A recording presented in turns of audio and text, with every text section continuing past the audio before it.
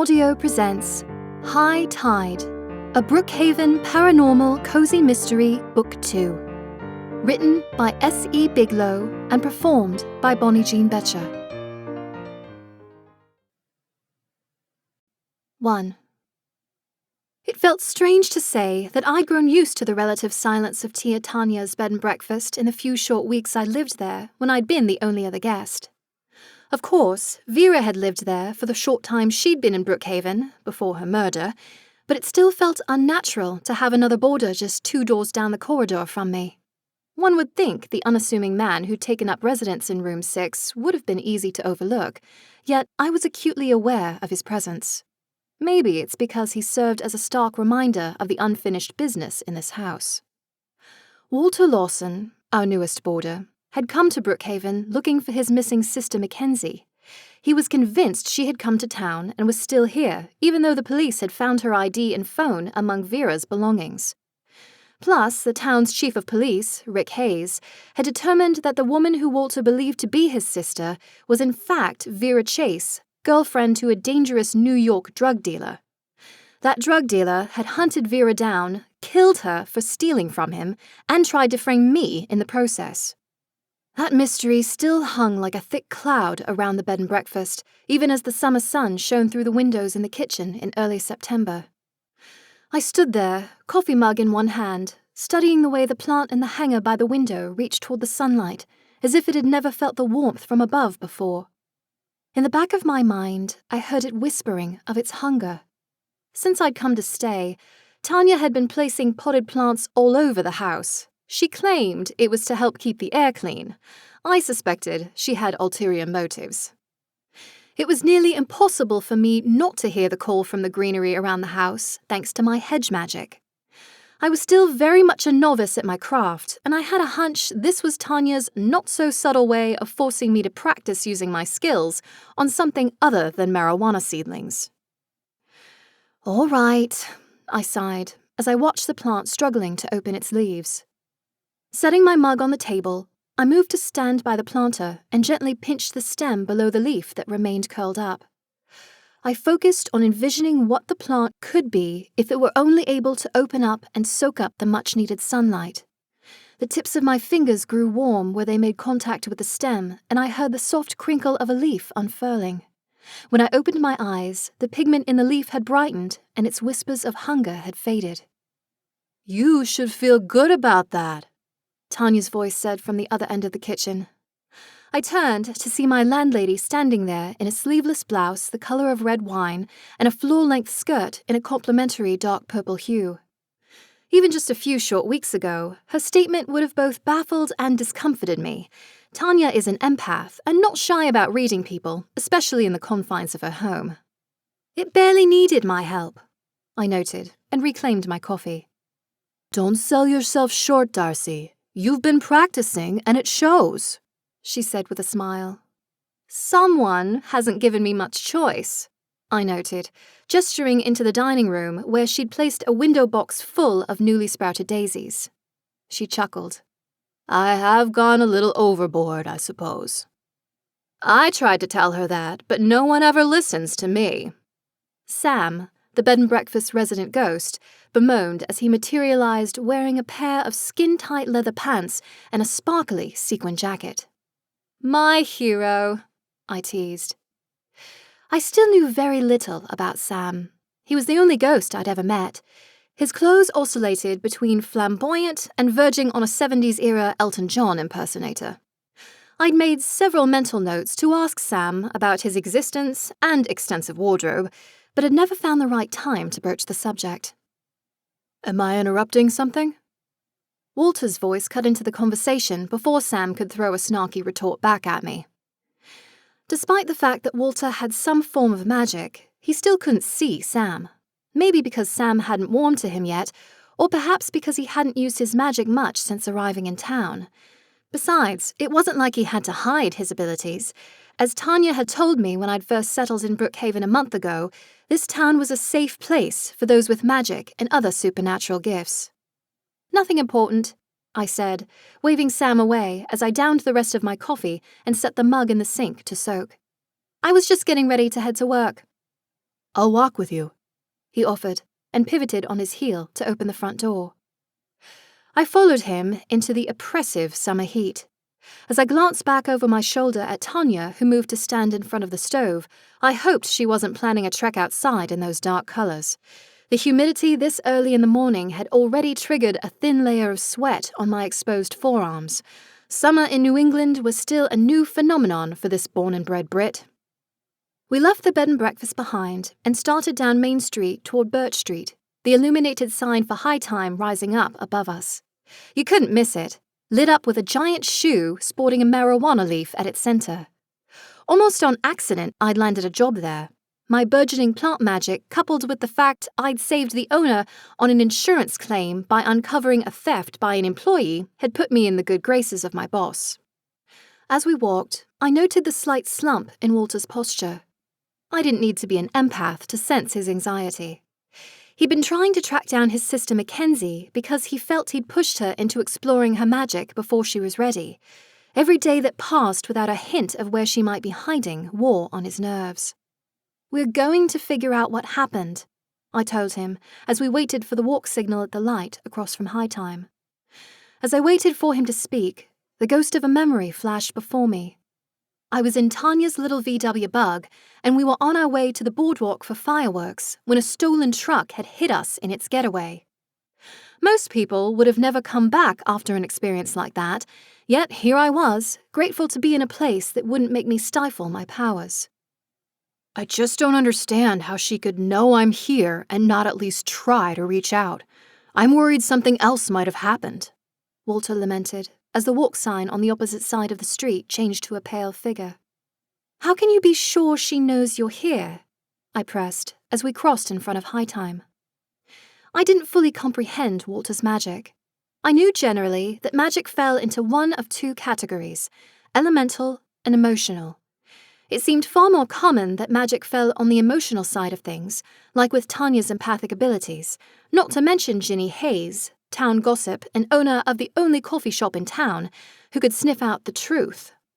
And then there was Maggie, the town's resident healer. I couldn't stop myself from smiling as an image of her with her short hair, strong arms, and kind smile filled my mind's eye. She was beautiful in every way and had saved my hide more than once with her healing magic. But like me, Mackenzie's magic, according to Walter, was elemental. She was drawn to water. "I know Mackenzie's and my abilities are different, but I can just tell that she knows I'm here. But I can't feel if she's scared or angry or misses me." He rubbed at his neck. "I also know that my ability to sense her has diminished in the last few days. I don't know what that means, but it can't be good. If she's left again, I've got no idea where she'd go next."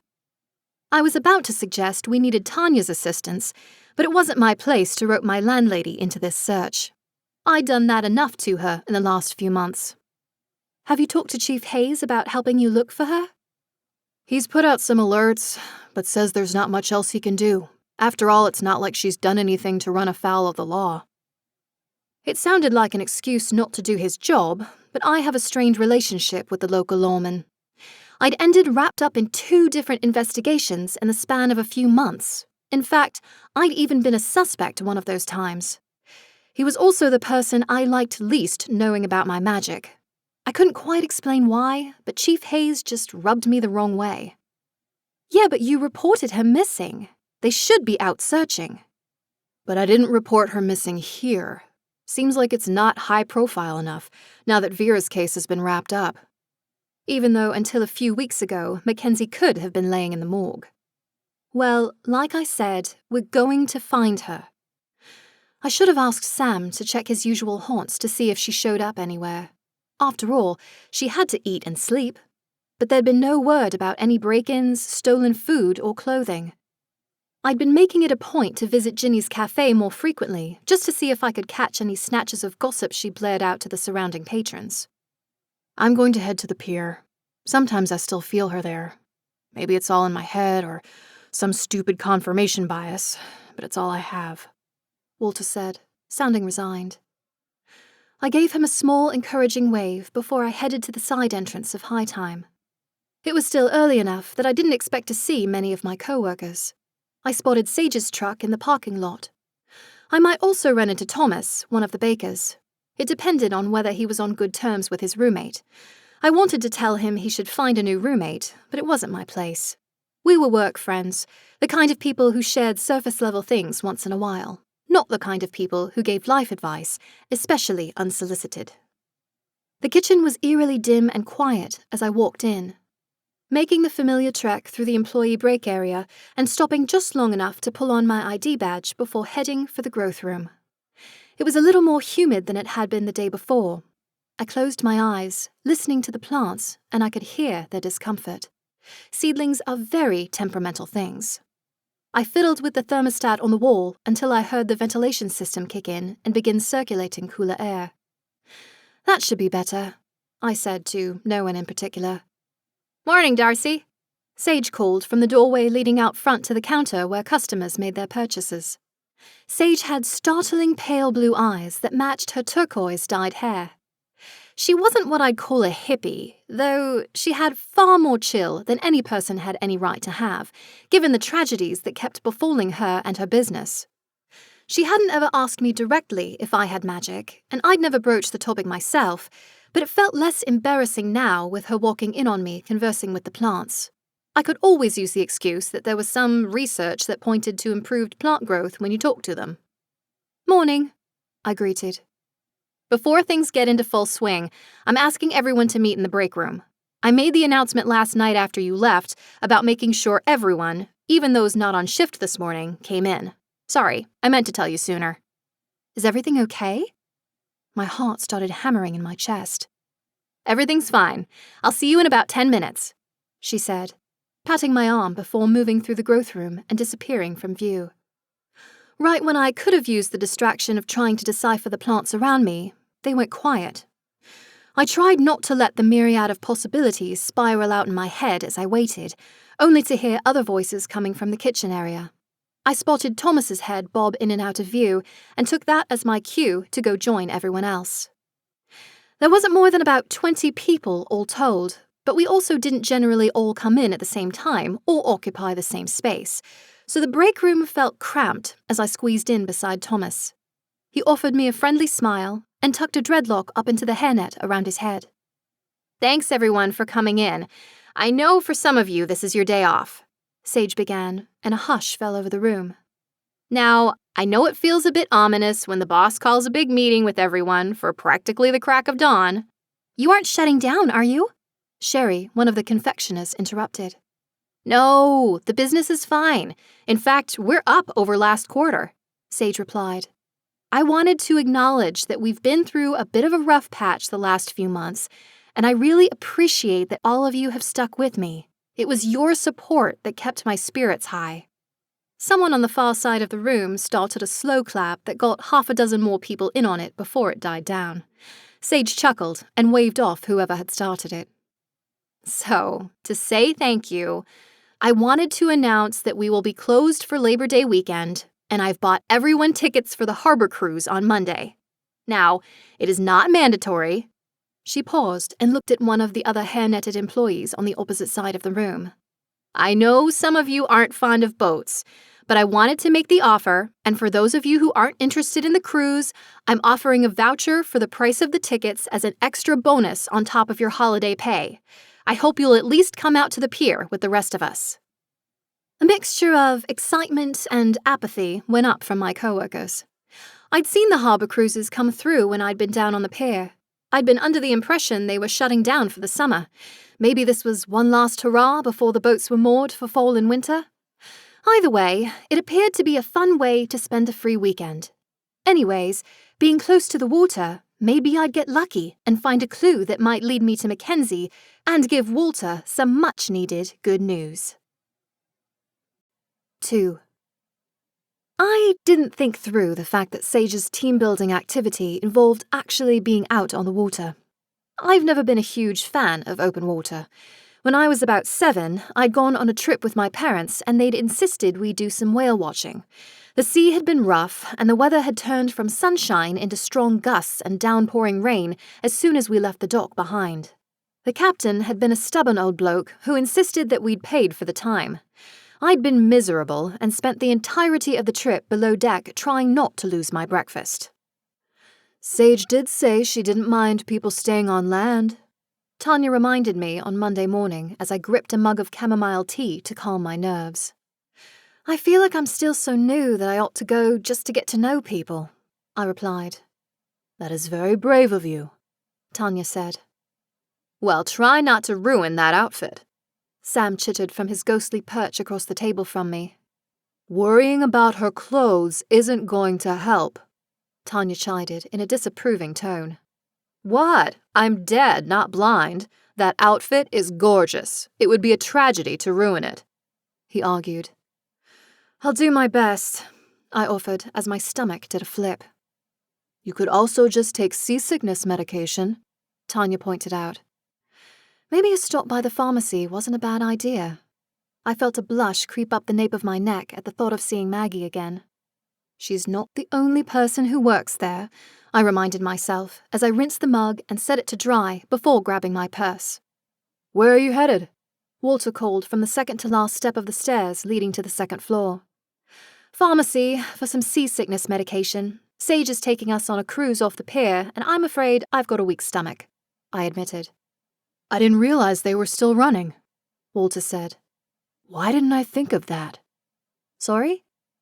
Walter shook his head. Every time I've gone down there looking for McKenzie, I've been on land. I'm starting to think that's part of why I can't find her, he answered. You think being on the water might help you pick up on her signal? It might, or give me some hint as to where she might be. Walter pivoted on his heel, racing back up the stairs. I left him to whatever plan he was hatching and went in search of Maggie. I'd made it half a block before I realized she probably wasn't working, given today was a holiday. I made a show of checking the clinic anyway, noting the darkened interior, and walked the brief trek to Maggie's apartment. I rang the buzzer to the top-floor unit and waited. Hello? Maggie's voice came through the speaker. Maggie, it's Darcy. Sorry to bother you on your day off, but I was hoping I could beg a favor, I said, wringing my hands. The door buzzed open in response, and I climbed the stairs to the third floor. She already stood in the doorway when I reached the landing. She wore denim shorts and a tank top that showed off her broad, muscular build. What can I do for you? She asked. My mouth went dry as I reached her. It seemed silly now, coming all this way when I probably could have gotten medication from Tanya. In that moment, I could hear Maggie scoffing at my request and calling it the pretense it clearly was. I'm going on a river cruise with Sage and some other people from work, and open water doesn't really agree with me. I didn't know if you had something that might help. It came out in a single rushed breath of air. You do know they sell Dramamine at the store, right? She said with a soft laugh before ushering me in. I remembered that, right before I got here. I can just go to the store, I said, hooking a thumb over my shoulder toward the stairs when she cut me off. Don't be silly. Come on in. I'll mix something up for you. It felt comfortable being in her living room kitchen combo. I watched as Maggie disappeared into the bathroom, returning with a jumble of containers in her hands. She spread them on the kitchen counter and began mixing their contents together in a small glass jar. I tried to peer over her shoulder to get a better look, but it was as if she sensed me and angled her body to block my view. After a few minutes, she turned on the tap and filled the jar with water. I caught the sound of a metal cap screwing on, and she shook the liquefied concoction with a sloshing sound before pivoting and offering it to me. How much do I owe you? I asked, taking the jar of murky bluish-purple liquid. A review of how well it works. She must have noted the confusion on my face because she added, I've never technically made anything for seasickness before, so you're kind of my guinea pig. If it works for you, let me know, and maybe I could start offering it at the clinic. If anyone other than Maggie had admitted to making me their guinea pig, I would have been offended. Coming from her, it was almost sweet. I think I can manage that. So, should I just drink it all now? I'd start with a few sips right before you get on the water and see how it works, then take more as needed. I tucked the jar under my arm and stood there awkwardly staring at her. Right, thanks. I hope you're able to have fun. What cruise are you doing? I didn't realize there was more than one, to be honest, and Sage didn't mention it. I'd seen boats coming and going the last few weeks, but hadn't paid much mind to whether they were different companies or not. Maybe it was ignorant of me to assume that one boat tour was the same as another. There's quite a few that come through here, usually from down the Cape. Like I said, have fun. That signaled the end of our conversation, and I said goodbye as my phone buzzed in my pocket, letting me know I was going to be late if I didn't haul it to the pier. I patted the jar one last time before retracing my steps to the street. I moved with deliberate steps toward the boardwalk. I paused long enough to check my phone and the group text Sage had sent last night on where to meet up to get our tickets. I spotted Sage standing at the outer edge of a cluster of other familiar faces, and I hurried on. Her brightly coloured hair was a good beacon to draw the eye, but the sign Thomas held above his head with High Times logo provided an extra level of confirmation. "Hey, Darcy, glad you made it," Sage said when she spotted me. "Hope I haven't missed the good stuff," I answered. She shook her head, aqua-coloured hair bobbing around her cheeks. She passed me a paper ticket. "No, the boat's just pulling into dock now. We'll board in a few minutes and be back here this evening." I shifted the jar of Maggie's seasickness concoction, wishing that my magic allowed me to shrink things. Thomas stepped closer, the ends of his dreadlocks fluttering in the breeze. "You know this is still a work thing, right?" "It's for seasickness," I replied. He winked as if he didn't believe me before returning to his sign-holding duties. I swallowed the nerves clenching my throat tight as I spotted the boat pull into the harbour. Time to get this over with. I unscrewed the lid, pressed the rim of the jar to my lips, and drank. I didn't want to find fault with Maggie on the job she'd done, but the taste could use some refining. I gave an involuntary shudder as the concoction settled in my stomach. Turning my attention to the boat we're meant to board, I studied the exterior of the hull. Anything I could do to distract myself from the fact we would soon be out on open water. The lower half of the hull in the water took on a muted blue-grey tone when the sunlight hit it. The rest of the siding wasn't white, at least it hadn't been white in some time. Eggshell might be a better description, with faded purple horizontal lines running under the upper deck, framing the name Merchant Day Cruises in a tilted, blocky script. The name was the least faded part of the exterior. I made a mental note to tell Maggie which cruise we'd gone on the next time I saw her. The vessel itself wasn't large. Not that I had any real grasp of boat measurements, but if it could hold more than 50 people, I'd be surprised. Not knowing the number of passengers already on the boat, I eyed our group warily. A quick tally of the people I recognized clustered around Sage and Thomas only added up to 10. Turning to look back down the boardwalk, I spotted a few others milling about, visiting the shops along the pier. At least we wouldn't have to worry about being over capacity. I expected to see more people come up on the boat's deck, given the warm weather. Plus, I assumed given Brookhaven's reputation as being supernatural, a boat tour would have brought more interest. Then again, I still had trouble believing most normal people took the truth of the town's inhabitants seriously. I'd been skeptical my first time here, too. But back then, I'd been struggling with how to accept my own supernatural abilities, though that didn't mean my powers were a known thing by everyone. Sage still thought I just had a green thumb, and the less Ginny Hayes thought about me, period, the better. The deck of the boat remained barren as the boat settled against the dock and a motorized gangplank descended, making contact with the wooden pier with a clanging thud. "Aren't people going to get off and explore?" I questioned, nudging Sage in the shoulder. She turned, brushing strands of hair behind her ear. "When we come back this afternoon, there will be time for the folks who paid for the longer cruise to come explore the town." "So, where are we going then?" I probed. Sage didn't have time to answer before a stocky man with a thinning hairline and a bushy beard descended the gangplank. He produced a clipboard and paper ledger. I assumed he was the captain, but he wasn't wearing any of the traditional garb I'd associate with the position. No hat or jacket with shiny brass fasteners and no oversized hat. Just a light windbreaker over his navy blue t-shirt and wrinkled khakis. The rest of the high-time employees who decided to go on the excursion queued in front of me, the line affording me just enough time to pop into a nearby shop to buy a small bag to stow the jar in before handing over my ticket and setting foot on the deck. "Wait, I have a ticket," Walter called, sprinting down the pier toward us. The man taking tickets scowled, but accepted the ticket and let him on. Walter clung to the railing long enough to catch his breath and give me a small wave. When the last of the new passengers were aboard, the bearded man disappeared around a structure I had to assume housed the engine and navigation controls. I gripped the railing along the side of the boat next to Walter as I watched the water beneath ebb and flow, bobbing us up and down. The contents of my stomach sloshed, and I sucked in a deep breath, holding it. I could handle a little open water. As the boat's engine revved and churned the water into a frothy foam behind us, I watched Walter turn his back to the pier. His gaze was focused out on the expansive body of water before us. I suspected he hoped to find some clue that might point to Mackenzie's whereabouts. To the ladies and gentlemen who have just joined us, please make your way below deck for some light refreshments. We've had some choppy seas today, so being below deck should provide as smooth a ride as possible. We will be at Haven Island in approximately 30 minutes. A deep male voice said, in a monotone over a crackling intercom. I trailed Sage down the 4 stairs at the stern of the boat. Maybe a dozen other passengers sat grouped in small clusters in seats bolted to the walls below deck.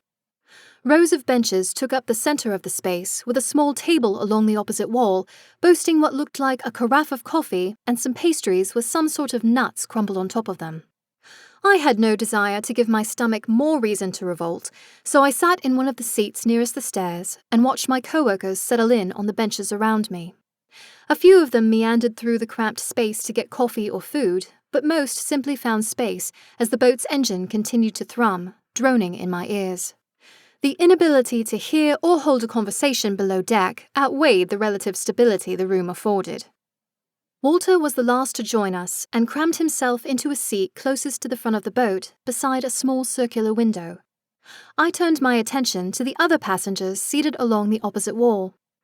I had no way of knowing if they were one large group or several smaller ones, but the way they sat sequestered from each other suggested at least 2 groups. One was a family with 2 squirming children who kept pivoting in their seats, staring out the windows, jabbing their stubby fingers against the glass as they spotted whatever amused them. The woman who accompanied them kept reaching over and trying to force them to sit facing inwards, without much luck. The second group consisted of all adults who looked bored by the whole experience. 2 men sat buried nose-deep in their phones, while 2 women glanced across the room at the food, maybe deciding on whether to risk it as the boat undulated on the waves. Sorry for the rough seas, folks. We should be through the worst of it in a few minutes, the same male voice announced. Trying to distract myself from the discomfort, I rotated in my seat, leaning one elbow on the back of the bench, watching the open water rise up around us through the small porthole. I thought I could make out the edges of a small landmass ahead of us, slowly growing larger and more defined as we raced toward it. For a fleeting moment, I could swear I saw a dark head of hair appear from beneath a wave close to shore. The figure turned, and I could swear she looked eerily similar to Vera Chase. McKenzie. Welcome to Haven Island. We will be docking shortly. Passengers are welcome to get off and explore the area, the male voice said, and just as his voice faded over the loudspeaker, so too did the distant figure in the water. I sucked in a breath as the boat slowed. I could make out a dock through the tiny window and glanced over at Walter, who still sat glued to his own window. Had he seen what I had? Or had it just been the water playing with my imagination? I wasn't looking for more mysteries to solve today. I only wanted a nice day off. 3. The family with the small children were first on deck, followed by the 2 women in the other group.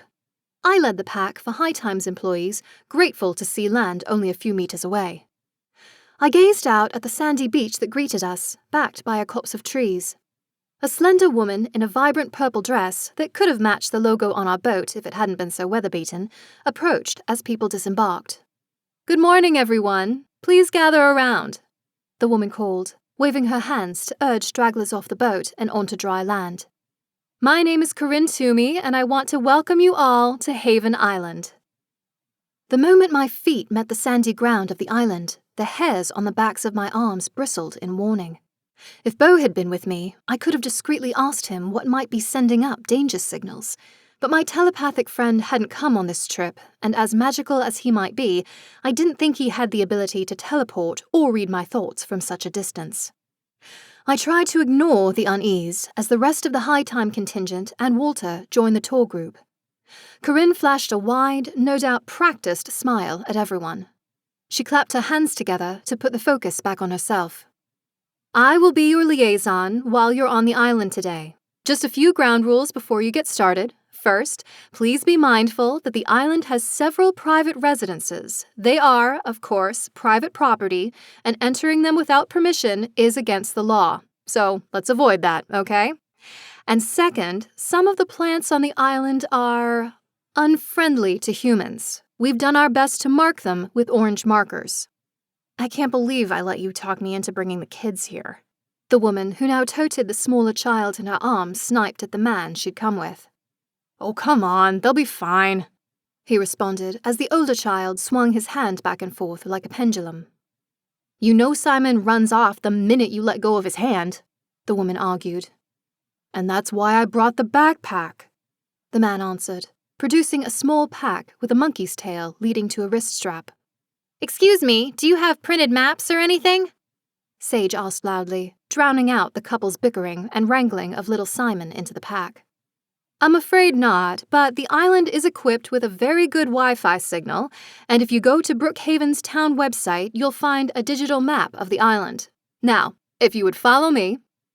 Corinne spun on her heel, and it was then I realized she was wearing actual heels. The move left a neat hole in the sand when she marched toward the tree line with all of us in tow. I should have been using the short trek to more stable footing to take in our surroundings, but I couldn't stop my brain from questioning why anyone would wear such impractical shoes on an island. Who thinks to grow poisonous plants on an inhabited island? One of the men who'd been glued to his phone remarked as we followed Corinne through a clearly marked space amongst the trees and into a more populated area. The sand gave way to paved streets.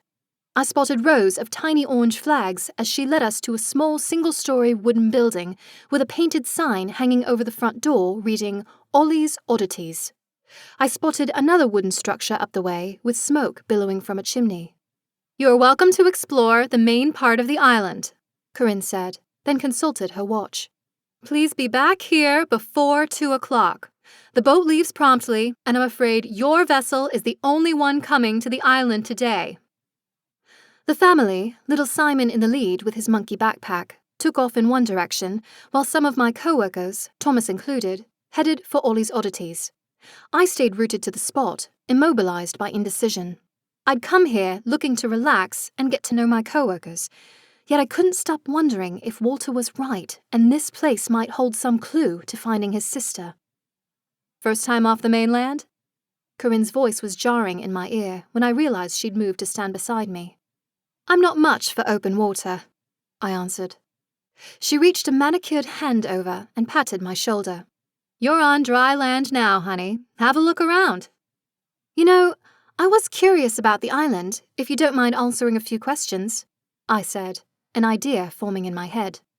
Sure. I played up the foreigner angle to feed into her sense of ego. If she thought she was educating me, she might be more willing to share information she would normally keep to herself. I'm not from around here. Well, I live in Brookhaven, but I'm a recent transplant, I began. I had a suspicion you weren't local, she said with an exaggerated wink. So you can imagine I'm still learning loads about this area of the United States. To be honest, until we got on the boat, I didn't know this island even existed. Well, the town of Brookhaven purchased the island about 80 years ago from the government. Most of the flora here is native. We brought in some of the trees you see along the beach, but everything else was already growing here. I gestured to the neon orange markers nearest us. Couldn't you just get rid of them? Even as I asked the question, my chest ached at the thought. Before discovering my plant magic, I hadn't been the world's biggest fan of leafy green things. Now, I had a healthier respect for them. Oh, they tried. She leaned in close and whispered, Unfortunately, it's how we learned so many of them seemed to be poisonous. In the end, developers found it was easier to just mark them off. And you mentioned private residences. I assume they're wealthy. She nodded. Most come from New York or Boston, old money, that sort of thing. But every now and then we'll have a tour, usually at the start of the summer.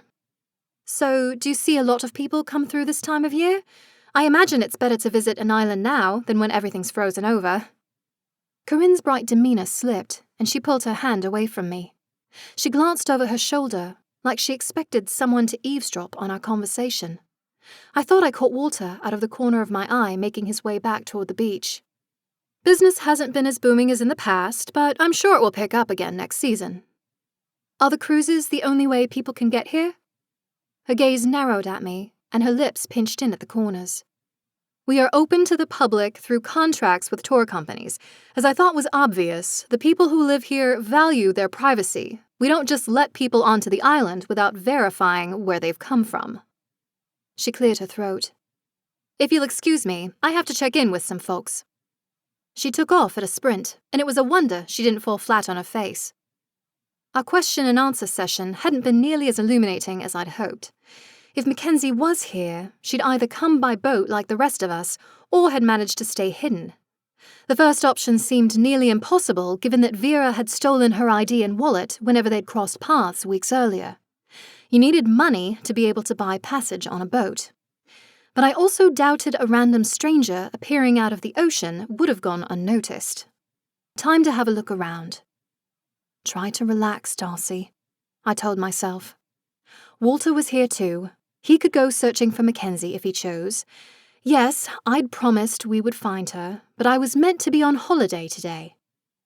I took a few steps closer to the vegetation marked with the orange flags and closed my eyes. I waited to see if the sense of danger that had washed over me when we'd first arrived was just my magic telling me that there were plants here that wanted to do me and other people harm. The sense of foreboding danger didn't hit me again, even as I stepped closer and held out a hand. I didn't go so far as to touch the plants. Still, as I concentrated, I conjured the image of my magic in my mind's eye as Maggie had taught me to do. Where once it had taken ages to get the manifestation of my magic to grow from a seedling into a thriving flower, today it was in full bloom and ready to react to the world around me. Opening my eyes, I knelt by the orange marker and inhaled. Nothing in the look or scent of the plant betrayed its deadliness. I could feel the plants around me stirring, awakening to my presence. They didn't feel malevolent to me. This is a strange place. Straightening up to my full height, I realized I was alone on the main street. Most of the rest of the passengers had funneled into Ollie's oddities. Instead, I ventured toward the other building with the smoke still billowing from the chimney. The sign on the front door appeared hand-painted and lettered, announcing the dwelling as simply the tea shop. The door sat ajar, and I could hear a hoarse voice coming from within. I pulled the door fully open to reveal a cramped space with shelves lining the walls from floor to ceiling. I could see tiny coloured tins containing what I assumed to be tea, based on the place's name.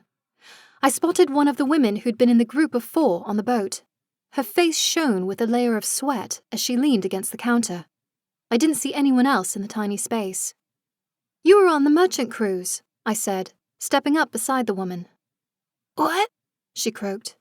"The day cruise. You were on the boat, weren't you?" I repeated. "Oh, yeah," she answered, rubbing at her chest. I spotted a large stone hearth that took up one full wall behind the counter leading to the chimney, with multiple large kettles at various states of boiling. I could feel sweat bead under my arms in a matter of minutes from being inside the shop. "I know we don't know each other well, but you don't look well. Maybe getting out in the air will help? I know this heat's making me a bit woozy," I said, and gestured to the door I'd left open. "Waiting for an order," she managed before she started coughing. I cast about, trying to find something to help, a bottle of water or something to fan her with, but came up empty. So I hedged my bets and grabbed her by the forearm. "Come on, you need some air." She didn't fight me as I led her outside. Being out of the smoke and steam seemed to ease her breathing enough for her coughing fit to stop. "There, that's better. Can I find you some water?" I offered. The only liquid I had on me was Maggie's seasickness concoction, and I doubted it would help this woman. That would be good, she answered. Stay here. I'll be right back. I left the woman, whose name I ought to have gotten before leaving her unattended, behind and made a beeline for Ollie's oddities. The door sat partially open, and I could feel a cold blast of air conditioning hit me in the face when I crossed the threshold. Where the tea shop had been overwhelmingly cramped, Ollie's shop was spread out and neatly organized. There was a tasteful display of small trinkets that bore a placard touting that they were handmade. A small bin of prepackaged snacks, including almonds, lined the wall behind the counter. There were a few novelty hats and shirts hung along the far wall, and a portly balding man sat behind the counter, hands clasped in front of him. Hi there, welcome to Ollie's. I'm Ollie, he greeted. Hi, do you sell water by chance? He nodded, gesturing to a small cooler tucked under one of the shelves on the far wall. I crossed the tight space and pulled out a bottle before returning to the counter and placing it on the counter between us. Let me guess, you were in Paula's shop, weren't you? He said, and rang up my purchase. How'd you guess? He chuckled. I've never met a woman who liked heat more than her, but it's a bit much for most customers. They'll go and get their fancy teas and then come right over here to cool down. It's why I've got the air blasting so high. Well, thanks for this, I said, and left the chilly atmosphere behind. I retraced my steps to the tea shop, but the woman was gone. I checked the shop and found it empty. The kettles had stopped boiling, so maybe Paula had come back to tend them. I did a quick sweep up the street, but quickly found high metal gates bearing signs to keep off the private property. The only logical direction she could have gone was back toward the beach. I hadn't seen her pass by Ollie's store, and I'd only been in there a minute or two at most. The tingling on the back of my arms returned, and I hurried along the street, reaching the tree line just as I heard raised voices coming from ahead of me. I picked up my pace and broke through the foliage to find the woman I'd met at the tea shop lying in the sand. The rest of the passengers from our cruise, minus Walter, stood huddled not far from her. The couple was shielding their children's view. What happened? I called to the others. No one answered. They just looked around, helpless. For most of the people standing on the beach, this was the first emergency like this they'd encountered. Oh, how I wished I was as ignorant as them. I staggered to a halt by the woman to find her eyes wide, her face wet, not with sweat, but seawater. I could smell the brine on her skin and see water in her partially open mouth. I couldn't begin to explain how that could be possible when the rest of her clothes were dry and she was a good 3 feet from the waterline. The saltiness around her triggered my gag reflex, and I sucked in a deep breath to keep from vomiting. The water bottle fell from my fingers as I reached down and pressed 2 fingers to the pulse point on her neck. Please be alive. Nothing. I didn't believe in curses, although, given the existence of magic, maybe I should start. But I was beginning to feel like someone had put one on me. This woman had been alive, if a bit overheated, the last time I'd seen her. Only now, here she lay, dead. How did I keep ending up in these situations? 4. Oh God, what happened? Corinne's voice spurred me to action. I stood, feet sinking in the sand around the dead woman's body as I looked at our island liaison. She's dead. You need to call the police. Corinne's body trembled as she took in the side of the body, and I freed myself from the sand to reach her. I gripped her wrists to keep her as calm and steady as I could manage. Please, call the police. You said Brookhaven owns this land. That means their police have jurisdiction here too, right? Yes. Good. Call them, I repeated. Slowly the trembling stopped, and she produced a cell phone, from where I didn't want to know, and I watched her dial 911. For a moment I was grateful that the police would soon be on scene. They could find out what had happened to this poor woman. Then I remembered that Brookhaven only had 2 police officers, and one of them was not my biggest fan. I could almost hear Chief Hayes demanding to know why I was wrapped up in yet another mess in his town. I left her to convey our location to the authorities and went to join my co-workers who stood huddled in a tight knot away from the body. What happened? We were thinking of going swimming, Monica, one of the bakery assistants, said in a strained tone. Did you lot find her then?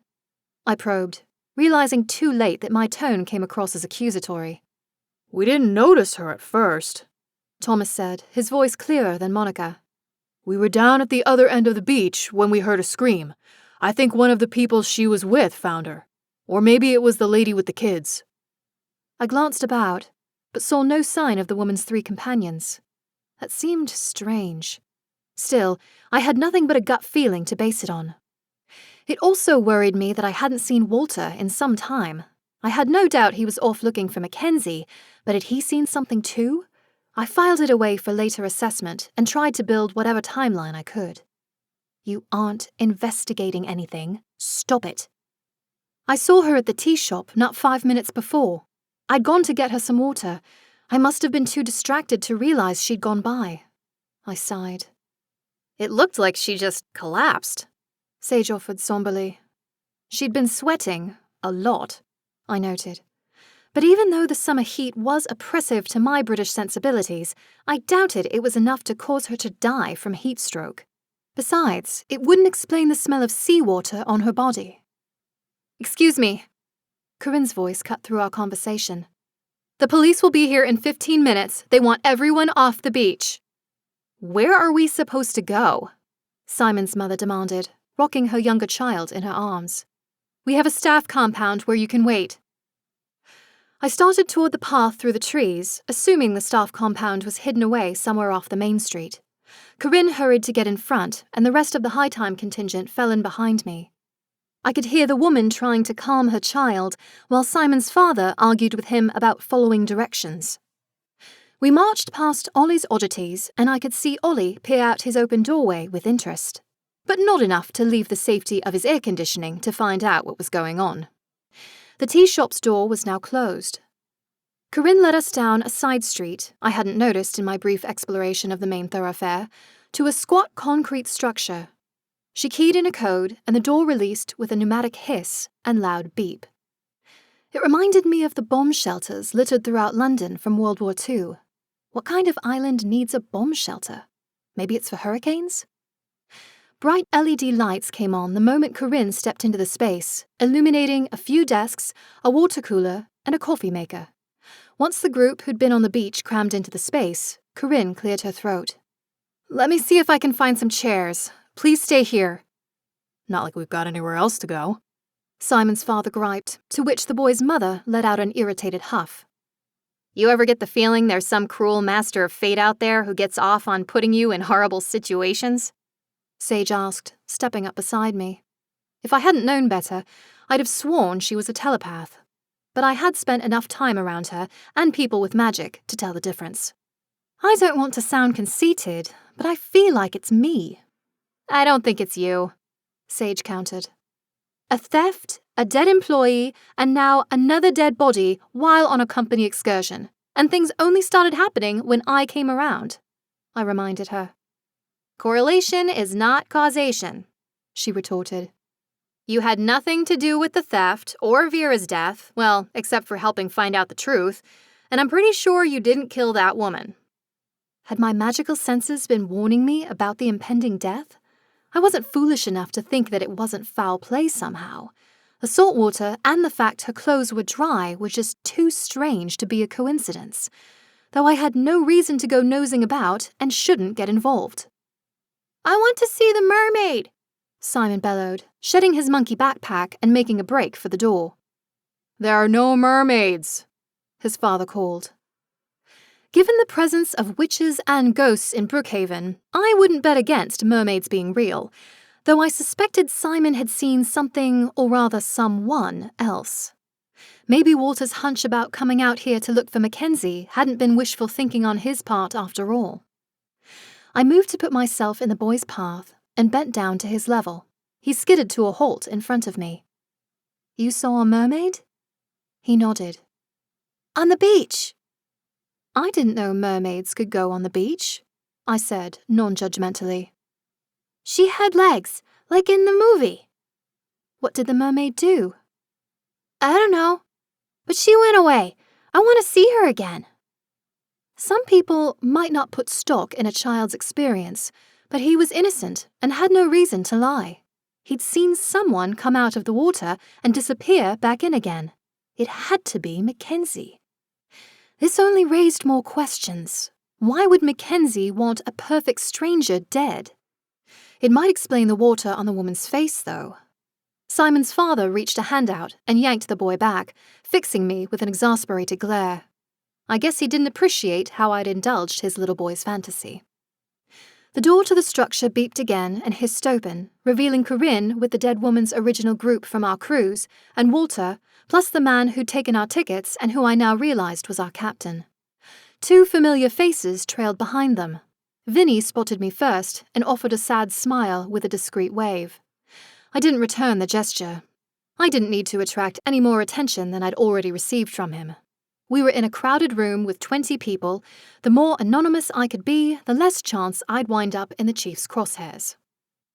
Somehow, the moment Chief Hayes looked up from the notepad in his hand, our gazes met, and I did my best not to squirm. His brown eyes always carried an intensity accented by flashes of amber in his irises. Ladies and gentlemen, I'm sorry to have to interrupt your visit, but we're going to need to get statements from everyone, Chief Hayes began before turning to Vinny. Please ensure the scene is secure and wait for the coroner. They should be arriving within the hour. Yes, sir. Vinny spun on his heel and left the group alone with the chief of police. Given the influx of crime befalling the town, I was surprised he hadn't tried to hire more officers. Then again, the temporary help he'd hired during Vera's case had missed my little breaking and entering. Not that I was proud of sneaking into the police station and borrowing evidence to try and track down my former co-worker's killer. I'm going to need somewhere private to conduct my interviews, Chief Hayes told Corinne. She gestured to a door at the back of the compound. You can use the server room. It's the best we have, she answered. It will do. The chief's gaze moved from person to person, landing on me. I'll take Miss Ingram's statement first. Swallowing my nerves, I followed him and Corinne to the room marked private. Corinne entered a code into another electronic keypad before pushing the door inward, revealing rows of sleek servers and an industrial cooling unit. The people who lived on this island really must have been made of money to have such sophisticated equipment. Please wait outside, he instructed Corinne. She eased the door shut, and I stood there amidst the humming and whirring technology, trying not to let Brookhaven's chief of police's imposing presence unnerve me. He flipped open his notepad and gestured for me to take a seat in a single metal chair pushed against one wall. I'd like to say that I'm surprised to see you at the scene of a dead body, Miss Ingram, but unfortunately, we both know that isn't the case. I tell you I had nothing to do with it, but we both know it isn't in your nature to take what I say at face value, I retorted. Why don't we start with what you were doing on Haven Island today? I was here with Sage and some other employees from High Time. We were supposed to be doing a bit of bonding. And you arrived here via Merchant Day cruises? That's right. Sage booked the tickets. I've got the paper one she gave me if you need to see it. He waved off my offer. What can you tell me about the woman on the beach? I met her on the boat. Well, met is a strong word. I saw her on the boat. I never even got her name. We ran into each other in the tea shop. She wasn't looking well, and I offered to get her some water. And where did you get the water? Ollie's Oddities. It was just up the street. I was there maybe 5 minutes. I left her at the tea shop, but when I went back, she was gone. You didn't see her leave? I was a bit preoccupied with trying to get her water. I went looking for her. I checked the area that led to the private residences, but there was no sign of her, so I headed back to the beach because I figured that's the only other place she might go. Then what happened? I heard yelling, and when I got to the beach, I saw her lying there in the sand. She wasn't moving, and no one else was near her. So it was the two of you alone on the beach? No. The rest of the High Time staff and the family with the 2 little ones were there, but no one was close. I checked for a pulse, but she was dead. And did you move or otherwise tamper with the body? Of course not. I checked to see if she was alive, and that was all. But I thought something seemed off. Off how? He probed, his hand scribbling notes furiously on his pad. When I'd seen her in the tea shop, she was sweating. It was extremely hot in there. Her face was wet when I found her, but it wasn't sweat, at least not all of it. I could smell seawater on her face. You're suggesting she might have, tried to drink ocean water? I stopped short of telling him about Simon seeing who I assumed was McKenzie on the beach. He might believe me about my magic. He'd seen it for himself in the past, but that didn't mean he'd believe me if I told him there was a woman out there who might be living in the ocean. Besides, he hadn't exactly been keen to make her missing persons case a priority. I don't know, but her clothes were dry, and I thought that was strange. I thought it was important to tell you. That's all I know. Thank you. He gestured to the door. That's all for now. Once I've finished interviewing the rest of the witnesses, we'll arrange for Vinny to bring everyone back to Brookhaven.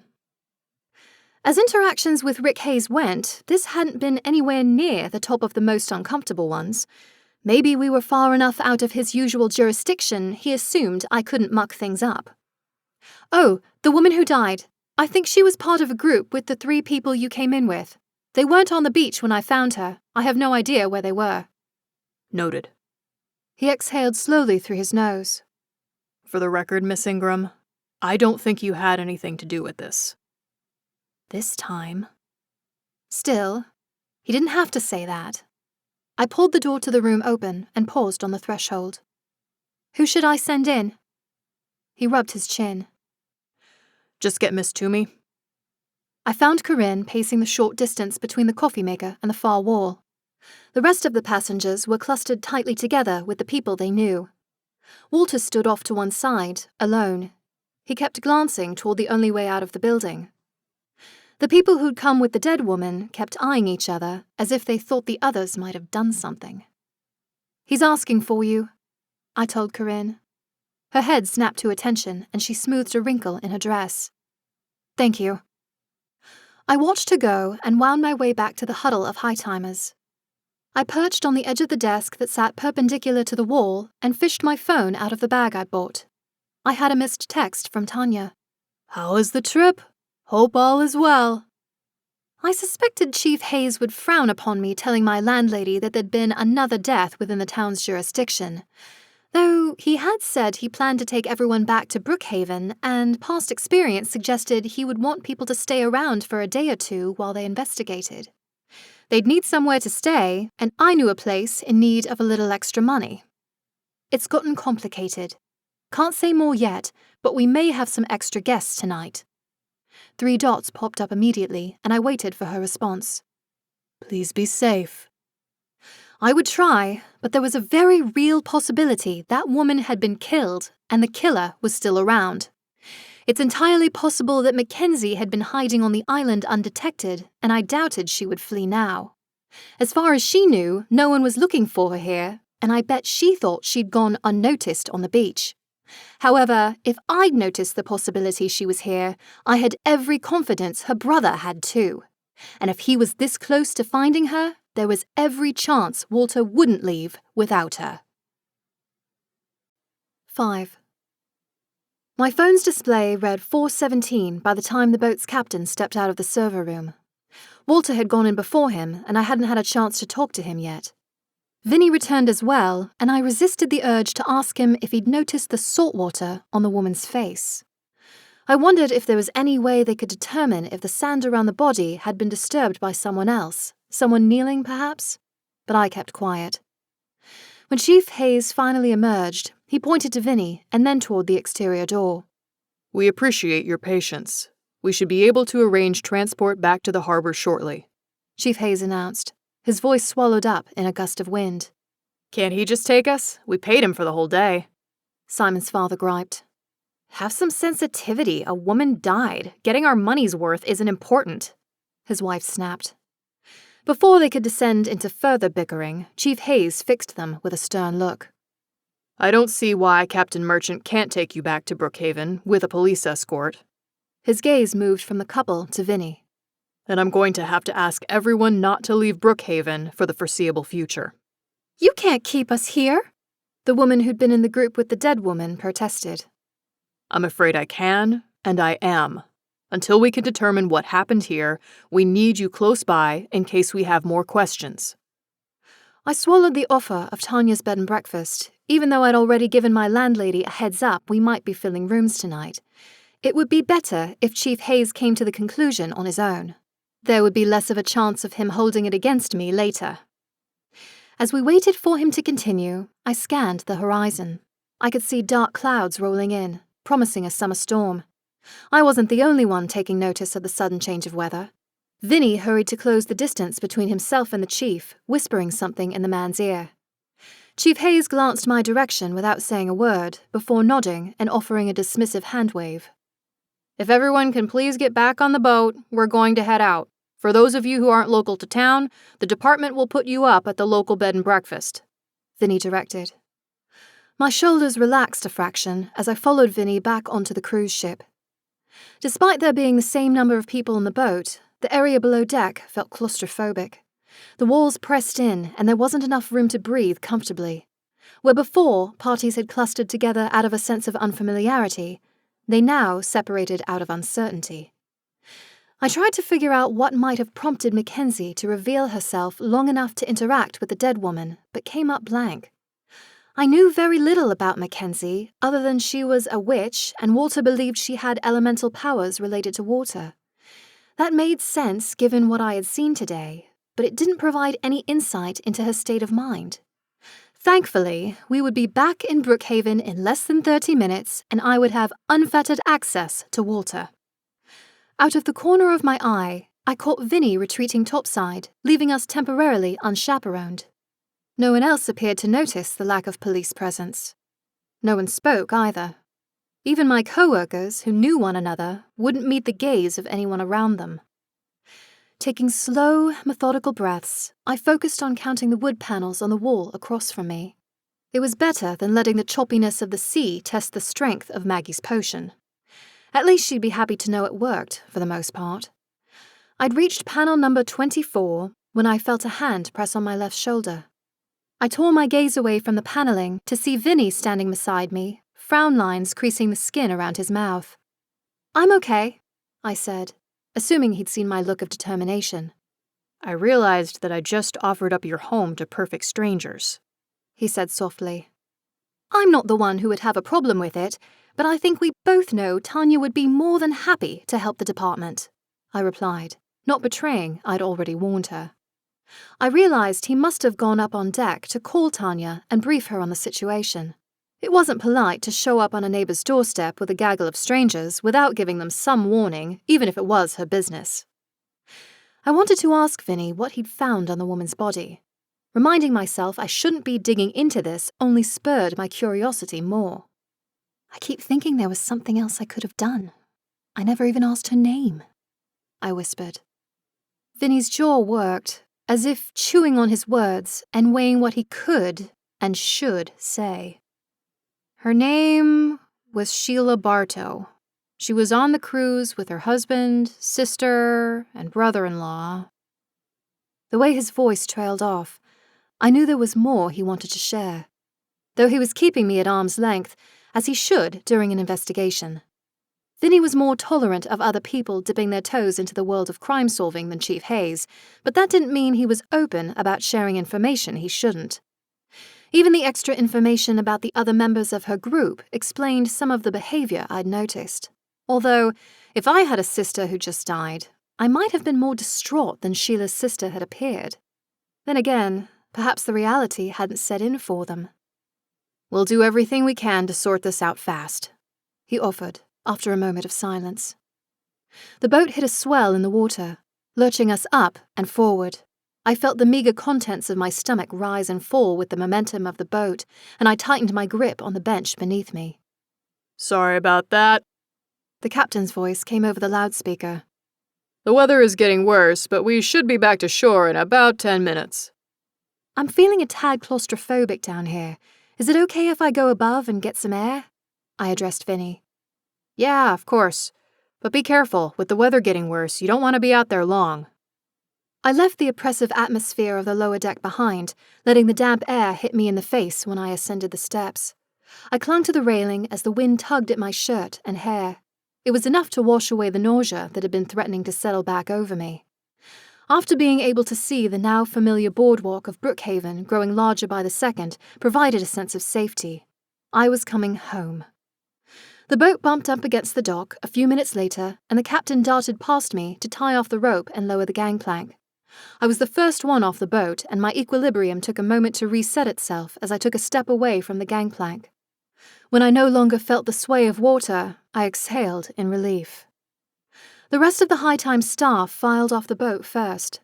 I caught Sage's instruction not to discuss the situation with other people and to make themselves available to Chief Hayes for further questioning if needed. I spotted a few of the employees who'd stayed behind point and whisper at the sight of Vinny stepping off the boat. "Ladies and gentlemen, please follow me," he said, addressing the other passengers. I let him take the lead down Main Street, past Ginny's and the clinic where I spotted Maggie through the front window, and to Tia Tanya's bed and breakfast. She already stood out front, strands from her graying bob tucked behind her ears. "Thank you again, Tanya, for offering your home," Vinny said, and shook her hand. "You know I am always happy to help in any way I can," she said, before addressing our impromptu guests. "We have plenty of rooms, and I've got a hot meal simmering on the stove." "We weren't planning a night away," Simon's mother sighed, shifting the younger child to her other hip. "I'm happy to run and get you what you need," I offered. I knew I'd seen things like diapers at the clinic, and it would give me an excuse to see Maggie. Thank you." She passed the child off to her husband and fished out some bills from her purse. "Some size 2 diapers and size 3 as well. Do you need formula or anything like that?" "No, thank you." I turned to Vinny. "I swear, I'll be there and back in no time." He gave me a weary smile and nod before ushering the woman and her family inside behind Tanya. I raced back the way we'd come and found Maggie behind the counter in the pharmacy section of the clinic. She appeared to be doing inventory. I could still remember the fluorescent overhead lighting and utilitarian look of the place the first time I'd walked through those doors. Tanya and I had just been the victim of a hit-and run, and Tanya had taken me to see the town's healer. It was the first time I'd seen anyone else use magic overtly. The more I'd gotten to know Maggie, the more this place felt welcoming. It was like I belonged here because she liked me and she thought I belonged. Maggie looked up from the ledger in front of her. "You made it back in one piece." "Potion worked. Needs a bit of finessing on the taste," I answered, and passed her the half-empty jar. "Well, I kind of assumed it would need some tinkering. I'm glad it helped. It is rare that I have anyone but myself to test things on, and it's not exactly easy to practice healing on yourself." "I'll be your test subject anytime," I blurted before I could stop myself. Maggie grinned. "I'll keep that in mind." A pause, and then, "So which company did you end up going with?" "Merchant Day Cruises." "They've been in business for years. They don't run too many trips out this way at this time of year, though." "Well, they've hit some bad luck." Before she could ask me to elaborate, I added, "Anyway, I could use your help again. I'm looking for diapers." Her brow furrowed, but she pointed to a shelf along the far wall. "I'm going to need some context." I left her wondering as I retrieved a small pack of each size and returned to the register. "Not sure how much I should be telling you, but one of the passengers on the cruise died while we were on Haven Island. Chief Hayes wants everyone to stay overnight at least, and there was a family with 2 little ones who were not expecting to spend the night away from home." Maggie's face took on an air of concern, and without a word she disappeared into the clinic. I waited for her to return, and when she did, I couldn't help smiling. She produced 2 blankets and teddy bears with little yellow bows around their necks. I keep things like this for kids who have to come in. We don't see many, but I had a feeling they might come in handy. "Brilliant! I think that will really help," I said, tucking the packages of diapers beneath one arm before trying to scoop up the toys and blankets. "If Rick is involved, I'm guessing it was sudden?" It looked like she drowned, but none of her clothes were wet, so nothing adds up." She eyed me. "You've got a theory?" "More like pieces of information that don't seem to go together. As we got closer to shore, I thought I saw a woman in the water that looked like McKenzie. Also, one of the kids says he saw someone come out of the water near the woman's body. And according to Walter, McKenzie's magic is water-based. And you're not sure that Rick is going to be able to sort it out if there's magic involved, she said. How could he? I don't know. I can't think of any reason why McKenzie would want to hurt anyone. But then again, maybe she didn't, and I'm just missing pieces of the puzzle. I need to get back and talk to Walter. He knows his sister best. I didn't add that he'd joined the cruise last minute and was conspicuously absent when I'd stumbled on the body. I held up my armload of items. Thanks again for this, and for the potion. Glad to be of service. By the time I made it back to Tanya's, the rest of the boat passengers had disappeared inside along with Vinny and Tanya. Walter sat outside on the front porch. Sam hovered nearby, an exaggerated expression of annoyance on his translucent face. Here, let me get the door, Walter offered. Thanks. I paused on the threshold. Shouldn't you be inside with the others? I'm just trying to stay out of the way while Tanya gets people settled. I understood. I guessed Sam was out here sulking. For all his complaining about never having anyone at the B&B, he didn't like strangers in his space. I found Simon and his mother sitting in the living room, huddled on one end of the couch. Her eyes lit up at the sight of me. Thought these might come in handy too, I said, offering the toys and blankets. That's so nice of you. Thank you, she said, her voice cracking. Simon latched onto one of the bears and curled up, resting his head on his mother's lap. I set the diapers beside the couch for her and retreated to the front of the house again. Walter stood where I'd left him. Sam had either grown bored or was irritated I hadn't addressed him because he'd vanished. I swear, he was moodier than a teenager, but that let me broach the topic of McKenzie with Walter in private. We need to talk, I said pointedly. Why? Because a woman is dead, and I'm starting to think your sister was either involved or knows something about what happened. 6. My words hung in the air between us for a solid 2 minutes before Walter blinked, the gesture exaggerated. Finally, he shook his head. No, that can't be right. She was confused about what was happening, but she'd never hurt someone. I wanted to tell him that we didn't always know the people closest to us. After all, I thought I'd known my own family, yet my parents had denounced my magic and told me I was mental. I still didn't quite understand how I could have this ability if they both lacked it. Everything I knew about magic suggested it was hereditary. Maybe it had skipped a generation? But that wasn't important right now. Depression makes people do things they wouldn't normally dream of, I noted. But I don't want to believe she's killed someone either. So, tell me everything you know about how her magic works and what it might have done to her state of mind. Her powers are elemental, not unlike yours, except her power is drawn from a connection to water. His expression grew wistful. I should have realized it would turn out to be something like that because she was always in the water as a kid. She loved swimming and just being near water. It didn't matter if it was a pool or a bathtub or the ocean. But we grew up not really knowing about magic. Same with me. I didn't know it existed until it just burst out of me one day. It was bloody terrifying, I shared. I was pretty freaked out the first time I could sense someone else too, but I realized it was meant as a gift to help people. But Ken's, she just panicked. You said you tried to talk about it with her and she ran off? He nodded. We'd been close as kids, but as we grew up, we grew apart. I'd hoped this might bring us closer together again, but I think I pushed her to talk about it, to try and explore what she could do, too fast. Something sour and heavy settled in the pit of my stomach that had nothing to do with my recent trip across open water. Did you ever actually see her use her magic before she took off? Once or twice. I don't think she realized I was watching. I'd sensed her nerves and wanted to show her I could be there for her, even if our powers were different. I mean, how do you tell someone you understand what they're going through when your magic doesn't have a physical manifestation? Walter rambled. What did it look like? I prompted, trying to get him back on track.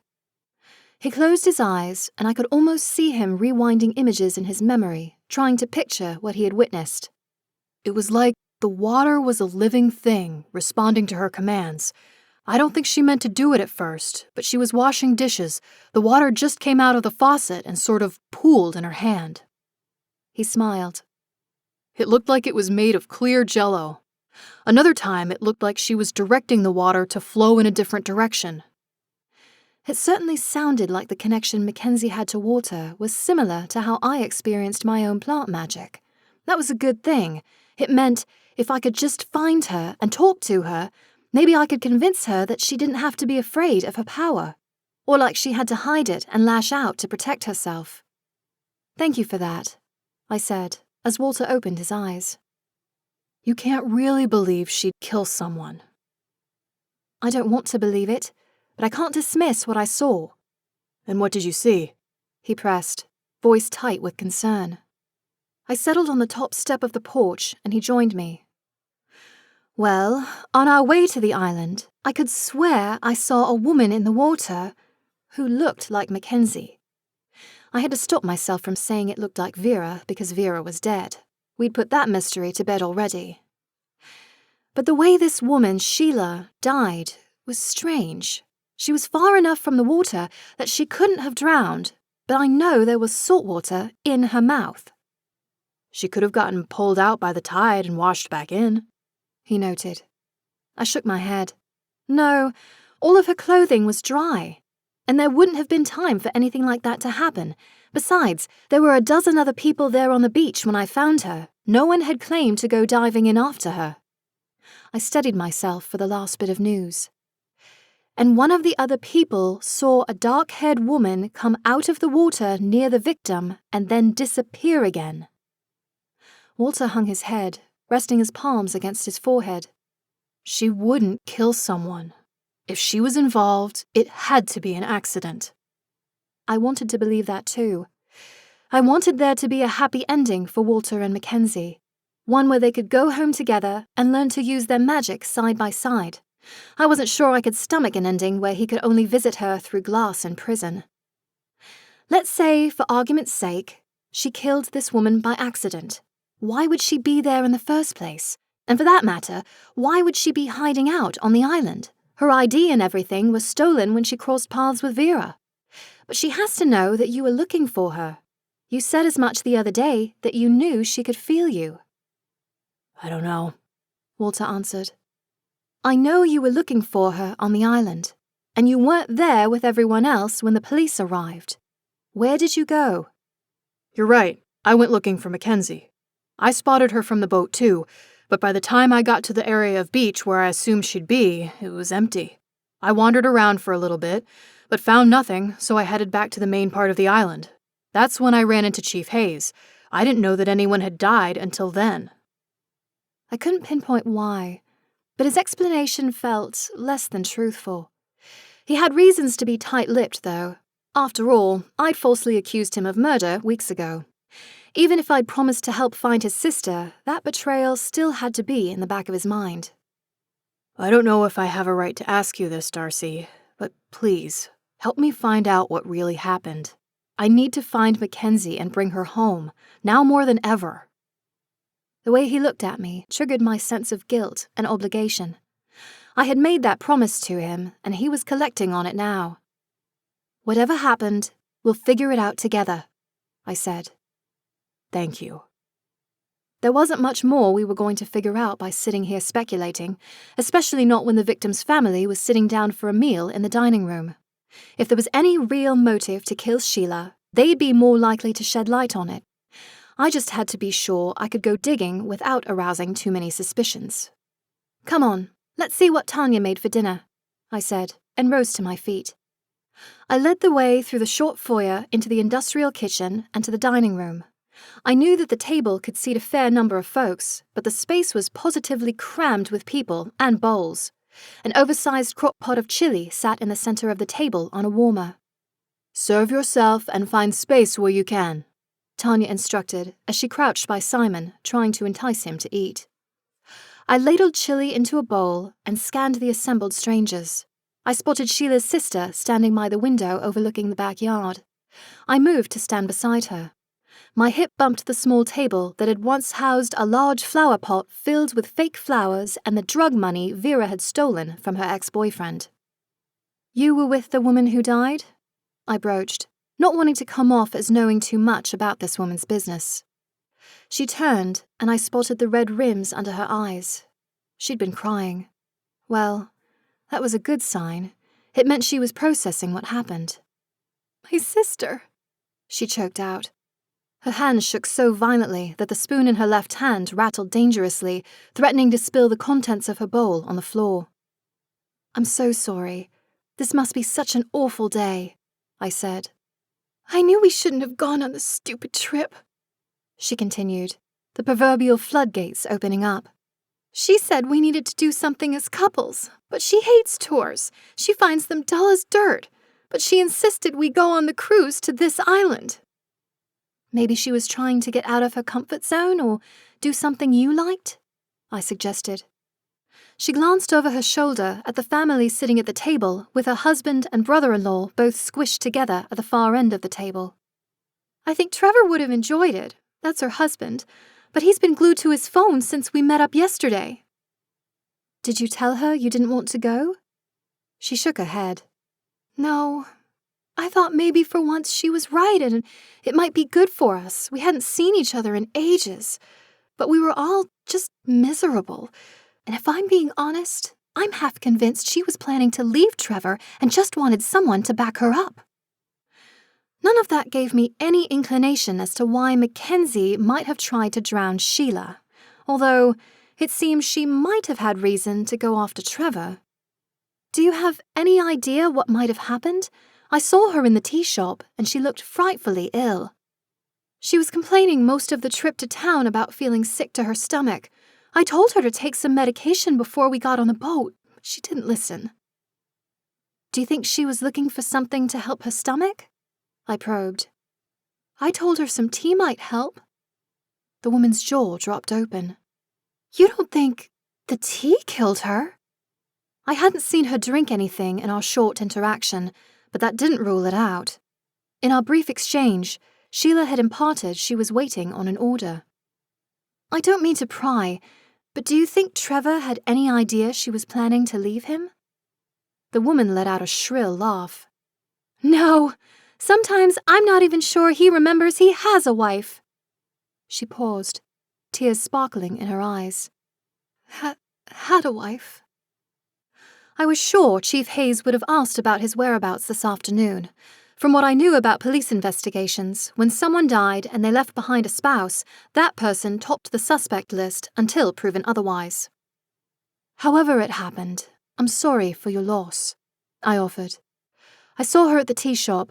I was getting her some water when she went off toward the beach.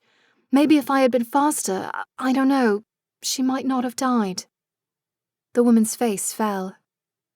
"Oh, that was kind of you. I just don't understand how it could have happened. She wasn't near the water." Sheila's sister trailed off, retreating into her thoughts. I focused on my food and downed it quickly. I retreated to the kitchen and found Sam sulking by the stove. He threw furtive glances toward the dining room, and I turned on the water to cover my words. "You can't have it both ways, you know, wanting this place busy for Tanya's sake and being gloomy because they can't see you. I don't mind them, but you ignored me earlier." "Sorry, a woman died and I'm trying to understand how it happened." His eyes widened. "Trying to play detective again?" "McKenzie might be involved and Walters asked for my help. I can't exactly refuse. If I can figure this out and reunite them, then he can go home." Sam's face fell. "You don't have to be in such a hurry to get rid of him." I snorted. "You realize he's alive and not gay, right?" "A ghost can dream," Sam answered just as Tanya walked in, balancing several empty bowls. I plucked the first two off the pile and started to wash and rinse them. She fell in beside me to set them on the drying rack. "Thank you for being so accommodating." "I am always happy to help those in need, but I did appreciate the slight heads up," Tanya replied, accepting another bowl. "You really do seem to have some kind of luck with getting tangled up in things, don't you?" I don't try. Bad things seem to happen around me. I don't know. If McKenzie is somehow involved in all of this, maybe I was meant to be on that boat today, and so was Walter. Maybe this is the universe's way of finally helping me put this to rest so we can all move forward. Tanya nodded slowly. It certainly seems like it might. Not that I have any idea how she fits into all of this. The closest I can get to a motive is maybe the victim's husband suspected she might leave him, but that's not even definite. Well, I'm sure Rick and Vinny will figure it out. Sometimes deaths are accidents. For all we know, McKenzie was simply in the wrong place at the wrong time, if she was involved at all. Let's hope so. And let's also hope that they can discover what happened quickly so that these people can get back to their lives too. In short order, the rest of the guests finished their meals and I helped Tanya get them settled upstairs. She put Simon's family in the largest of the guest rooms and produced a twin mattress from the depths of the attic. Sheila's husband ended up in the room between mine and Walter's, while her sister and brother-in-law wound up across the hall. She'd put the captain in the room closest to the stairs, but he hadn't made his way upstairs yet. Last I saw, he'd been sitting in the kitchen away from everyone. Vinny sat in the living room, nursing a mug of coffee. His phone sat on the arm of his chair, and I could see a string of texts between him and Chief Hayes about Corinne living on the island. No need for her to come stay then, especially as there hadn't appeared to be any other boats on the island when we'd left. The day's events were catching up to me, but I wanted to know all I could. I sat down in one of the chairs facing him.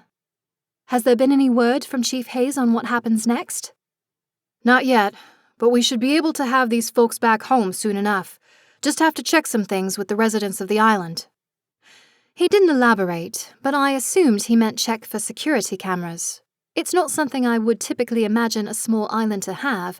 However, if the inhabitants were as wealthy as Corinne had indicated, and given the amount of technology I'd seen in the server room, it made sense they would want to keep track of who came and went in their space.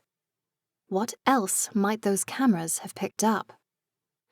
Keeping things to myself last time with Vera's case had caused unnecessary friction with the police, and I had no desire to ruffle Chief Hayes' feathers again. I don't know if the chief told you, but there were reports of someone else near the body. Vinny fixed me with a tired look. Kids are notoriously unreliable. I saw something like it too. Well, not near the body, but as we were pulling into dock on the island. I saw someone in the water. Could have been one of the residents out for a swim. This was far out. I know the island isn't that far from shore here, but a 20-minute trip would take well beyond twice that to swim. So, you think what? A mermaid killed our victim? No, of course not. But I think it's worth looking into that someone not from the tour group might have been nearby. Vinny held up his mug. I'm going to top up. Excuse me. As I retreated to my room, I tried to decide what my next step should be. Security footage could definitely shed light on things, but I had no reason to go looking for it, and no one would turn it over to me. And as much as I liked Beau's ability to camouflage me with his magic, I wasn't nearly tech-savvy enough to break in and find the footage on my own. Maybe some sleep would illuminate some new avenues. I curled up beneath the blankets and fell into a fitful sleep, chasing the answers that eluded me. 7. I woke to the sound of soft knocks on my bedroom door. I rolled over and cracked one eye open, confused by the sound. Then I remembered we had more guests with us than usual. That said, my vision resolved to reveal Walter standing in the doorway, fully dressed, and looking far more awake than anyone had a right to be at this hour. Come on, we need to go, he said in a hushed tone. His words were enough to rouse me from my stupor. I sat up, scrubbed the last vestiges of sleep from my eyes, and kicked off the blankets. What's going on? We need to get back to the island, he answered, as if it were perfectly logical. If you couldn't find McKenzie yesterday, what makes you think you can find her today? Also, Corinne told me that no one gets on the island unless they've been verified by being with a tour company, I answered, rummaging in my closet for clean clothes. Honestly, I didn't have much time to look, and if you're right and that little boy saw her on the beach near the dead body, then I was clearly looking in the wrong place. I turned to face him, and my heart skipped a beat. His face shone with such exuberance. He really believed this was going to work out. I hated to dash those hopes. I've got to go to work today, but I'm off at 3. If you can wait until then, I'll go with you. Walter's face fell, but he nodded. Oh, I understand. You can't just drop everything. And I guess this gives me time to figure out how we're getting back over there. I'll meet you on the pier at 3:30 then. I'll be there, I said, and held up my clothes, a signal for some privacy. He gave me a small smile before easing the door shut behind him. I tugged on fresh shorts and a brightly coloured high-time shirt before trekking to the bathroom to get cleaned up.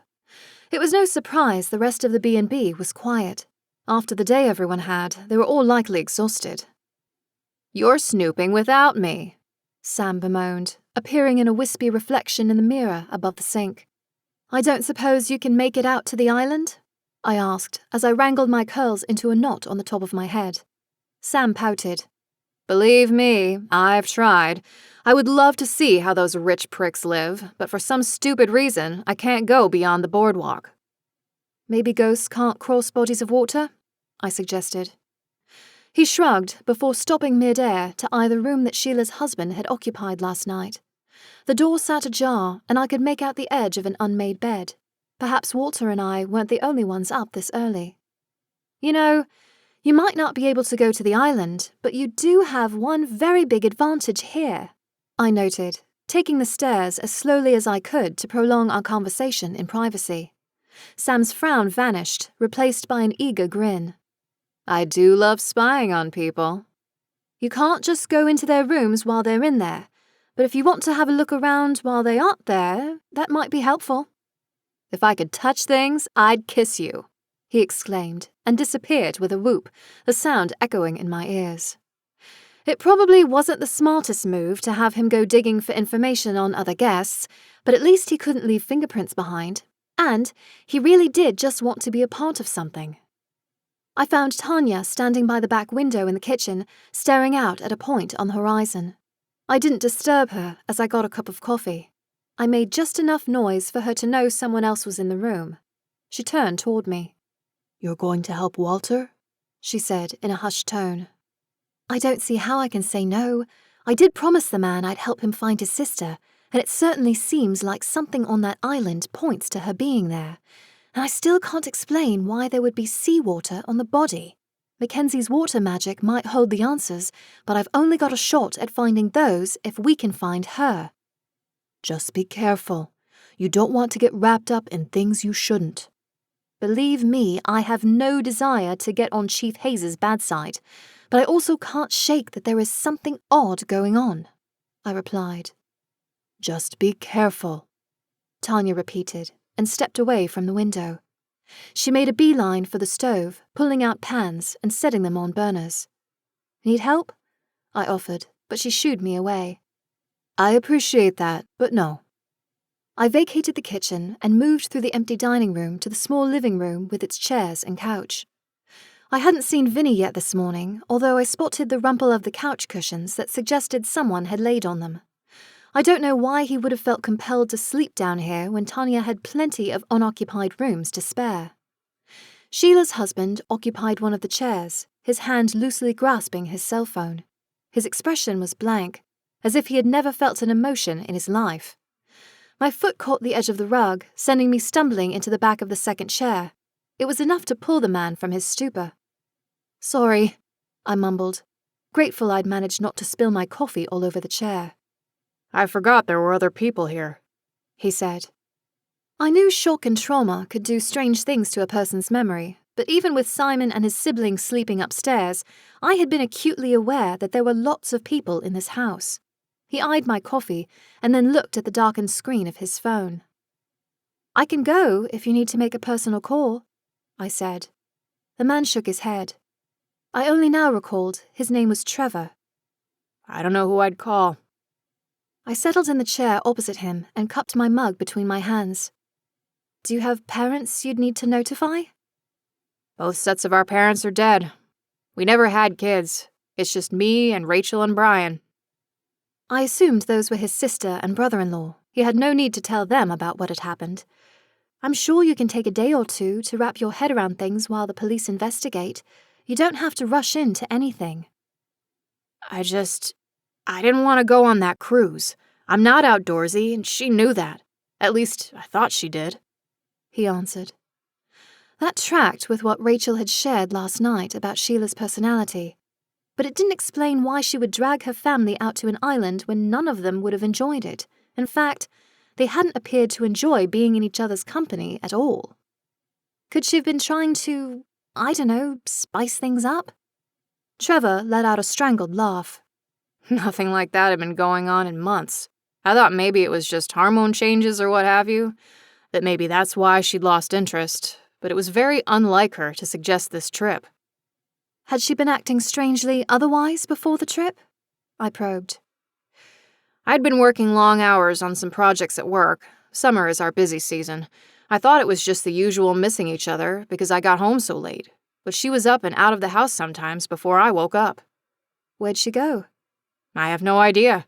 I was just trying to pretend nothing was wrong between us and ignored it. I figured if I didn't acknowledge it, then it wasn't really happening. He set his phone in his lap and buried his head in his hands. If I'd tried more in my marriage, would she still be alive? I couldn't answer his question, but it did pose a new line of inquiry. If Sheila had been acting strangely the last few months, and this trip really was not something she would have done before, then how had she found out about it? And why bring her family along for the ride? Why had her sister thought Sheila was going to leave her husband? All questions I'd have to consider while I tended plants at work. I'm really sorry all of this is happening, I said. Thank you, he murmured, and went back to staring at his blank phone screen. I downed the rest of my coffee and stopped in the kitchen long enough to grab a breakfast burrito Tanya had whipped up for me as she made omelettes for everyone else before leaving the house. I found Vinny standing sentinel on the front porch, his uniform shirt rumpled. He caught me before I could make it past the first step. "Chief Hayes wants folks to stay here," he said. "Well, you can tell the chief that I've got a job to go to, and if he needs to talk to me, he knows where to find me," I replied. Vinny's shoulders sank a little. "I guess that's fine." "Tanya's making omelettes in there. I think she's got one with your name on it," I told him. He brightened and turned on his heel to head inside. He stopped with his hand on the handle when his phone rang. I started down the steps, straining to hear what might be communicated to him when he answered. "Morning, Chief," Vinny greeted. I couldn't make out Chief Hayes on the other end of the line, but I glanced over my shoulder to find Vinny frowning. "It's an island. It's not like there are a lot of places to hide." Who is he talking about? McKenzie or someone else? "No, sir, I understand. I'll wait here while you head back and try to find her. I can run a background check and send you what I find. I'm sure she had to get a permit to build her shop." I hurried down the driveway and onto the sidewalk so Vinny didn't think I was lingering or eavesdropping. From what I could gather, they were having trouble finding Paula, the tea shop's proprietor. Vinny was right, it was difficult to lose someone on an island. As I walked the familiar path to work, I resolved to do what digging I could into Sheila. If I could understand who she was, then maybe I might have a chance of figuring out how she had ended up dead on that island. 8. Despite the trauma of the day before, High Time's break room was surprisingly lively when I walked in. I could tell by the looks of shock on some of my coworkers' faces they'd heard the news and probably some details they shouldn't know, though Sage wasn't halting the gossip yet. "I didn't get the chance to tell you. I thought you were really brave taking charge like that yesterday," Thomas said, pulling me aside before I could make my way into the growth room. "I did what anyone would do," I protested, eager to be in the relative solitude my position entailed. Thomas pointed to himself. "I froze up. We all did. It was just so insane." "Are you sure you didn't see anything? I heard that little boy say he saw someone near the woman before she died," I probed. Thomas's cheeks darkened and he averted his gaze. "I was a little preoccupied." He mimed smoking a joint, and I nodded. It didn't surprise me that some of the staff who worked here were also customers. I'd never asked Sage, but I would assume she'd offer some sort of discount. "I should get to work," I noted, and gestured to the door leading from the break room to the growth room. Yeah, me too. Thomas tucked a few errant dreadlocks up into his hairnet before returning to his station. Getting information from my coworkers would have been simple and helpful, but that seemed too easy. I eased the door to the growth room shut and settled on the stool by the newest rows of seedlings. I'd grown accustomed to the scent the leaves gave off. When I'd first started here, it had been distracting, but now it was almost comforting. For all I knew, working here was giving me a contact high. Knowing I couldn't just sit around and snoop on strangers all day, I tended to the plants first. I talked to each plant individually, pouring a little magic into each until I felt them stir and grow just a little. One day, maybe I'd be able to hold sway over a plant without having to touch it. At least that's what Tanya assured me was possible. I was nowhere near that level, not yet anyway. I moved to the tallest of the plants in the room. It had already been harvested a few times over. It was nearly at the end of its life, and I could feel its sense of impending sadness. It didn't want to die. "I know it seems scary, mate," I said softly, propping my chin in one hand. "But you've had a fulfilling life and helped loads of people. You couldn't ask for more from a medicinal plant." The plant's leaves unfurled a little and caressed my fingertips. I felt it shiver beneath my touch and did what I could to ease its uncertainty. Closing my eyes, I conjured up an image of a seedling, watching it grow tall and strong, offering up a bountiful harvest before withering and returning to the soil to give new life to future plants. It was the natural cycle. Nothing to be afraid of. When I opened my eyes, I found the stalk had drooped, draping over my hand as if the plant had succumbed to its end. I started to pull my hand away when the leaves turned brittle and the stalk crumbled beneath my hand. It fell into the soil, sinking in of its own accord. Did I do that? I turned the soil in the pot over and set it on the seedling tray, ready to receive a new life tomorrow. I was rather pleased with myself if I had in fact been able to show the plant what was to come and aid it on its journey. Good on you, Darcy. I praised myself before sitting back in the chair and retrieving my phone. That felt like a decent enough time spent tending the plants. I could do a little light Facebook surveillance on Sheila. I had her name half-typed into the search bar when I realized I had no idea if she was actually on the platform. My finger hovered over the backspace button for a moment before I pushed forward and finished typing her name. Only a couple of Sheila Bartos showed up in the search, and one listed herself as still in college in California. Probably not the right one. I double-tapped the profile image of the other Sheila and was rewarded with an image of Sheila and Trevor on what appeared to be their wedding day. They were about a decade younger in the photo, but I still recognized them. They looked so in love, not at all how Rachel or Trevor had described the relationship. "Let's see why your sister thought you were going to leave your husband," I whispered, and started to scroll through her profile. It was, thankfully, set to public.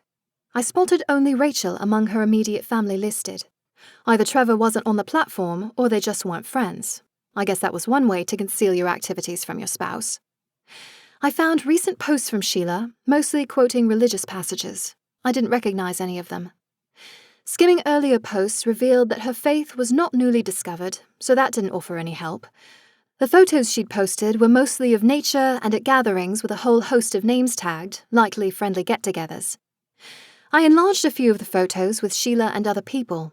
It didn't look like she was standing inexplicably close to anyone other than Trevor. I did notice that she looked less happy as time passed, moving toward the present. Her smile was more tight-lipped and forced.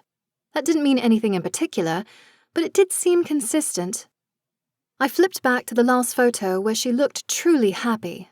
It was at some event tagged as Marsha's 50th. Whoever had taken photos at the event had a real eye for documenting candid moments. Sheila was in several of the shots, laughing and engaged with the people around her. This party had been 4 months ago. What happened 4 months ago, Sheila? I wondered aloud, just as the door to the growth room opened behind me. "Hey, some folks are going to Ginny's for lunch. Want to come?" Thomas asked. "Yeah, I'll come. Thanks," I replied, and followed him back through the kitchen to a waiting cluster of other employees. The fact that those assembled were most of the contingent from the cruise didn't escape my notice. We moved in a tight knot across the street and into the diner.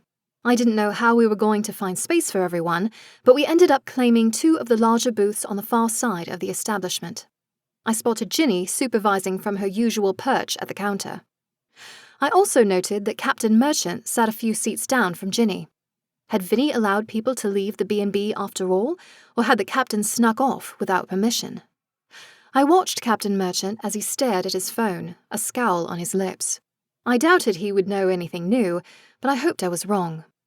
Sparing a quick glance at our table, I noticed we lacked a bottle of ketchup. A spare one sat conveniently to the captain's right.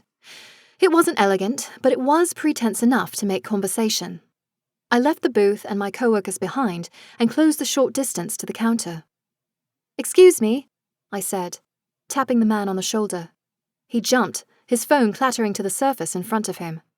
I caught a glimpse of some sort of ledger before he hit the power button, turning the screen black. Can I help you? His voice was gruffer than it had been the day before. "Sorry, I was just hoping to get that bottle of ketchup," I said, gesturing to the red container. I'm not using it, he answered, passing it over. "Has there been some development with the woman who died yesterday?" I settled onto the raised stool beside him, twirling the bottle between my fingers. What? Why would you ask that? I was on the cruise, and when I was leaving this morning, the officer told me that the chief of police wanted folks to stay put. Since you're here, and not at the B&B, I thought maybe something had changed. Oh. The corner of his mouth twitched, making the bushy beard quiver. Haven't heard anything, but the officer didn't seem to mind me getting a bite to eat and a decent cup of coffee. I bit back a retort about Tanya's coffee being the superior brew. Instead, I tried to ingratiate myself. This whole situation must be so frustrating.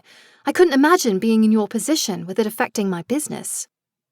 Not ideal, he offered in a tight-lipped response. He glanced down at his phone again as it buzzed with an incoming call. Without preamble, he scooped it up and stepped out of the diner. I wanted to chalk his gruff demeanor up to the shock of losing one of his passengers in such a strange manner, but my gut told me that wasn't the case. None of this made sense. The bell above the door tinkled with a new patron.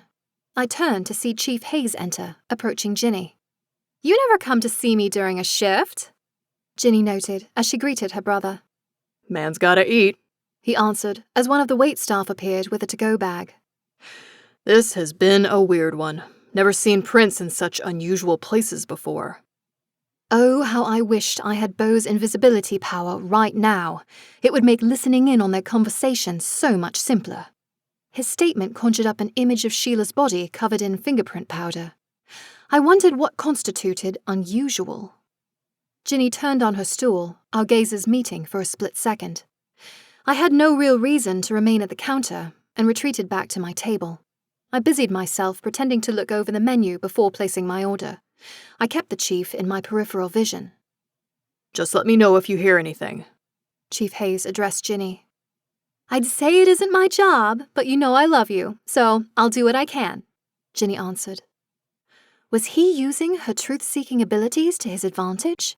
Could he really be willing to use his own sister in an investigation when he treated me as a suspect when I did the same thing? I guess blood really was thicker in some cases. "I don't need this right now," Captain Merchant's voice boomed as Chief Hayes exited the diner. Whatever conversation he'd been having ended when the chief approached him. I could just make out the captain sliding his phone back in his pocket as he conversed with Chief Hayes. Something had definitely agitated the man, but I couldn't imagine what. I could barely focus on my food. There was so much to consider and to pass along to Walter. I had no doubt he'd have some ideas about what all of this could mean. I just hoped he'd managed to get us passage back to the island, and that whatever awaited us there brought some much-needed answers. 9. By the time the end of my shift came, I was pacing the length of the growth room like a caged wild animal. I might not have started out intending to solve this mystery, but now that I was in it, I couldn't get it out of my head. I knew the pieces had to fit together, but it was like trying to put it together without knowing what the final product was meant to be. I ran to the boardwalk, scanning every face until I saw Walter waiting by a small motorboat. It bobbed low in the water, and my stomach did a flip. I'd handled the cruise ship okay with the help of Maggie's concoction, but the difference in size and my proximity to the water had been a deciding factor. "You couldn't have chartered something bigger?" I rasped. I know you aren't big on boats, but this was the best I could find on short notice. No one is really going out to the island now that someone's died there. I had to pay triple the rental fee for this boat just to secure it and get the owner to give me a manifest for 2 passengers. Word spreads fast, I noted. Come on, we're wasting daylight. I should have gone back to the clinic for more of Maggie's potion, but Walter grabbed my wrist and hauled me aboard. The motor droned too loudly to hold a conversation, which was probably safer. It allowed me to focus on regulating my breathing and not lose my lunch over the side of the boat. Our speed increased at the midway point, and the choppiness seemed to smooth, giving me a small reprieve. Hang on, Walter called and slowed the boat. He climbed out, up to his ankles in water as he dragged the boat ashore. I clambered over the side until my feet were firmly on the dry sand, and I bent double to catch my breath and steady my balance. I really hate boats. How do you know how to do all of this? Boy Scouts. Years and years at summer camp. Some things just stick with you, he replied with a proud grin. I expected Corinne to appear in her stilettos to greet us or demand to know why we're intruding on her space again. After all, from the text I'd spied on Vinny's phone, she lived here. She was nowhere to be seen, and I made a mental note of that. So I checked down that end of the beach yesterday and found nothing to indicate anyone was living out here. So maybe we head the opposite direction, Walter said, practically bouncing on the balls of his feet. Sure, but there's some things we need to consider, I said, and started up the beach at a leisurely pace. Like what? I overheard Vinny this morning on the phone with Chief Hayes. They can't find the tea shop's owner. It seemed like it was a big deal. Maybe they are just trying to make sure they get everyone's statements? Walter offered. I shook my head and wiped beads of sweat from my upper lip. She was missing when they were rounding everyone up, and I know that Sheila was waiting for something in her shop when we crossed paths. Okay, so that is a little suspicious. There's more. I may have been eavesdropping at Ginny's, but Chief Hayes also mentioned that they found fingerprints in an unusual place on Sheila's body. I have no idea what that means, and he asked Ginny to let him know if she heard anything. He never struck me as the kind of person to solicit civilian help. Certainly not in my experience, I grumbled. And then there's the digging I did into Sheila's social media. Her sister thought she was leaving her husband, but nothing there suggests it.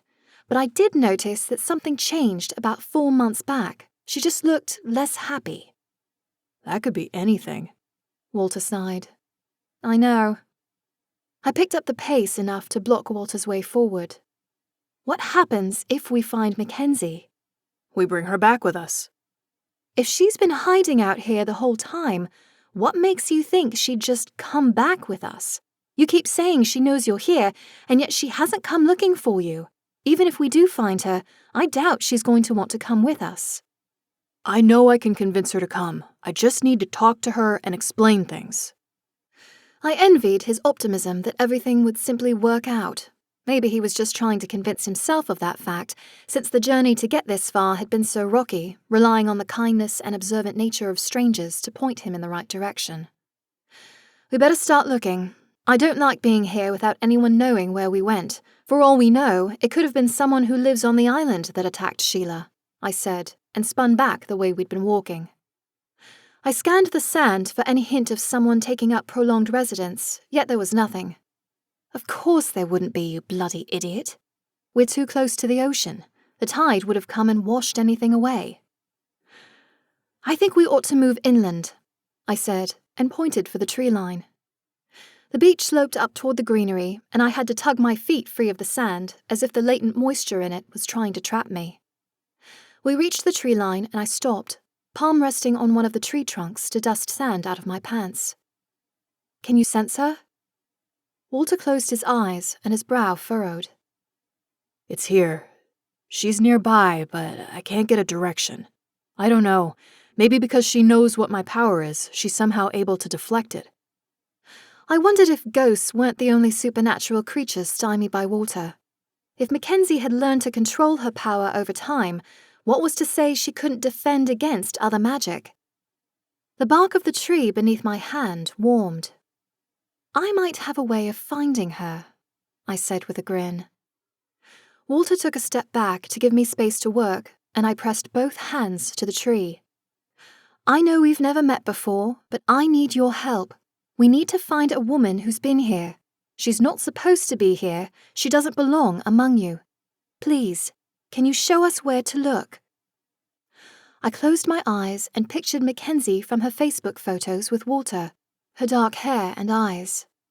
The bark grew hot against my skin, and I pulled my palms off, afraid I was about to ignite the wood. As quickly as it had heated, it cooled and tension ebbed from between my shoulder blades. With my eyes still squeezed shut, I tried to summon the mental image of my magic in action, but it wasn't there. Instead, I could see a thick stand of trees stretched out in front of me. I could feel a breeze blow across my neck from right to left. Like someone had filmed through the trees and then sped it up double time, I mentally zipped through the foliage until I found a small hut that could have been an abandoned shed or maybe the quarters of a caretaker on one of the secluded properties. I know where to look.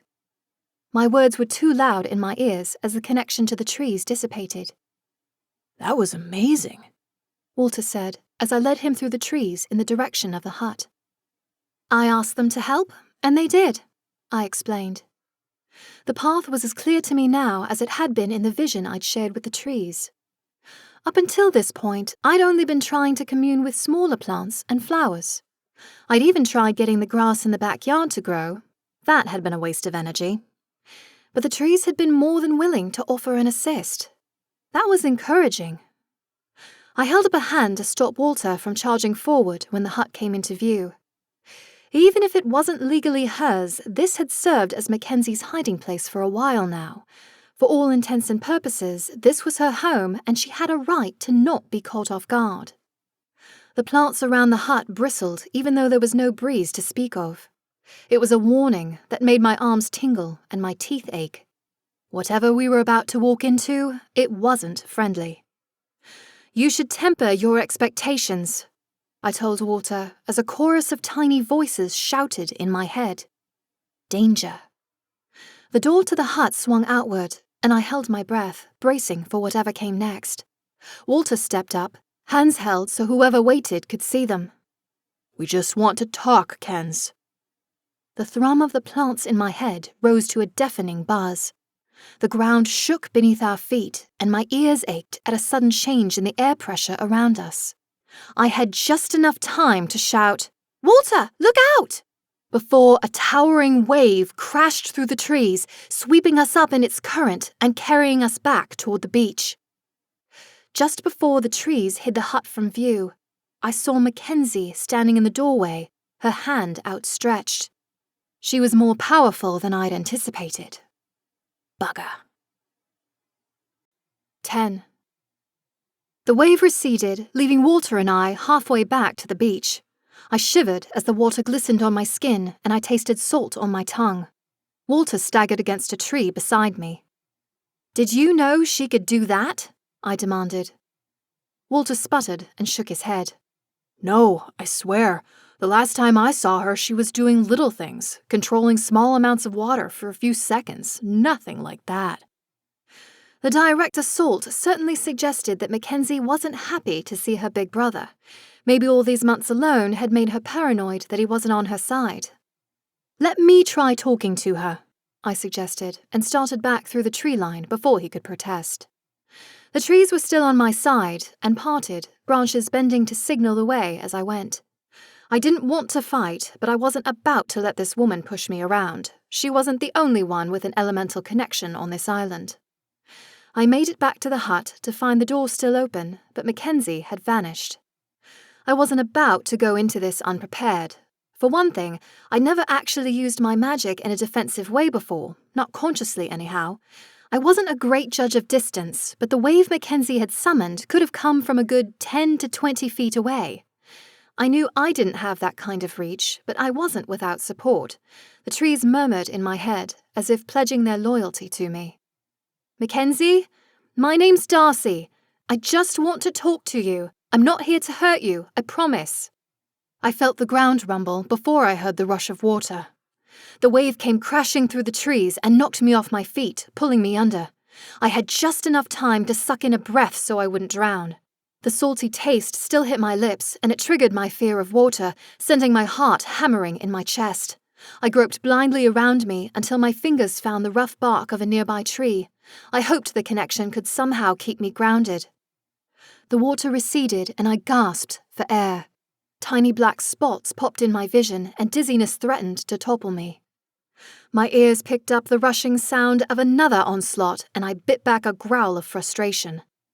I moved my hand up to a low-hanging branch and clamped on. To my surprise, tiny tendrils of green sprouted from where my palm made contact, looping around my wrist. It cinched tight against my skin, just enough to hold me steady when the water came crashing through. At least she seemed to only have one trick up her sleeve. Oi! I really don't appreciate getting drenched here, I shouted, trying not to let the chill of my damp clothes make my teeth chatter. Go away! I wasn't about to let her soak me again. Time to do a little offensive magic. McKenzie stepped out into the doorway again, hands raised. The vines around my wrists receded, allowing me to step forward as I closed the distance. I'm not leaving until we've had a chat. You know something about that woman's death yesterday. I anticipated the next wave and reached out to the trees around me. I know it's not fair, but I need you to shield me, I thought. And they did. Foliage reached out, stretching beyond their limits to deflect the deluge. The effort and connection seemed to crash over me as a metaphorical wave, and I stumbled.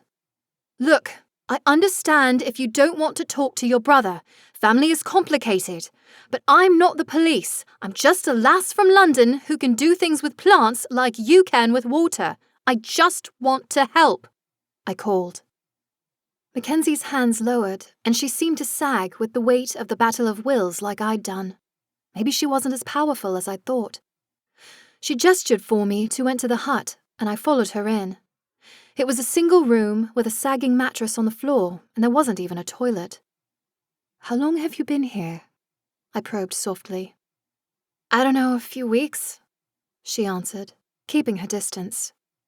You know, there's a perfectly good bed and breakfast in town. I can't see him. Mackenzie's shoulders hunched until they were practically touching her ears.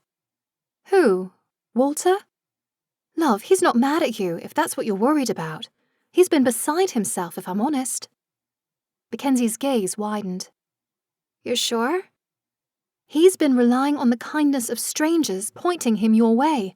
He just wants to help and apologize for pushing you too fast.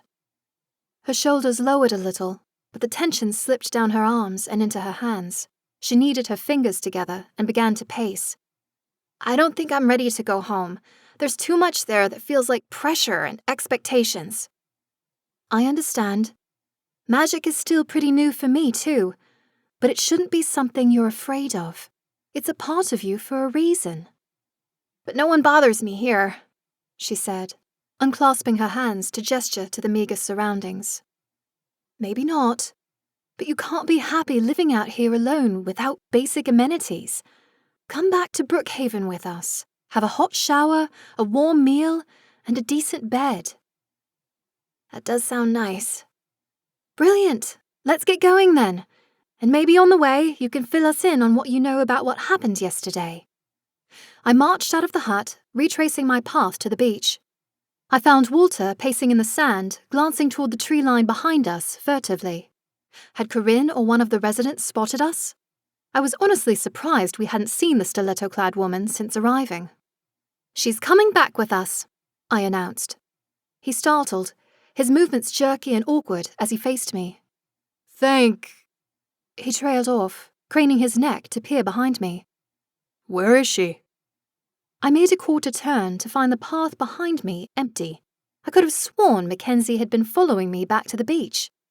I let out an involuntary groan and a shiver as a gust of wind blew past, reminding me just how wet my clothes were.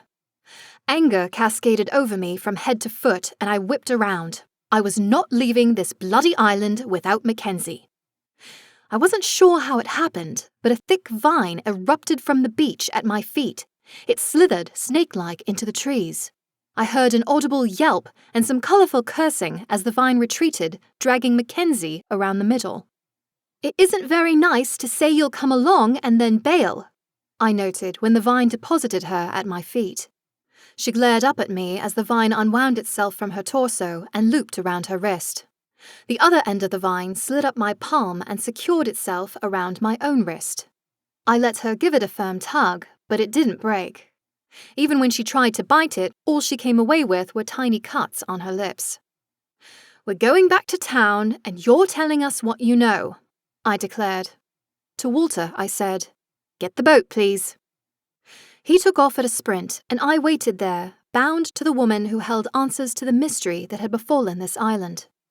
She looked miserable as we waited for Walter and the boat, and I couldn't help feeling sorry for her, though not sorry enough to let her go, mind you. When the boat appeared just beyond the depth where it would beach itself, I tugged McKenzie to her feet and ushered her into the boat. "Right, now no more tricks. You try to dive over the side or capsize us, and we're all dead," I noted. "Got it," McKenzie murmured. I was so determined to keep her in check that I didn't pay much attention to the trip back across the water. I suspected my warning, in combination with the exertion from our little tiff, had worn McKenzie out enough to keep her powers in check. We reached the boardwalk, and Walter leapt up to secure the boat. I helped McKenzie onto land, and the tiny hairs on the nape of my neck bristled. I turned and spotted Sam's translucent form first, followed by Tanya and Chief Hayes. That's not good. The chief charged at us, a look of pure disdain on his face. "What part of staying put did you not understand?" He barked at me. "We came back," I noted. "With a new face," Tanya interjected. "My sister," Walter said. "You're Mackenzie Lawson?" Chief Hayes eyed Mackenzie with a hard expression. "Yes." Mackenzie tugged at the vine, securing us together. She wasn't likely to run if the police were talking to her, so I let the vine recede.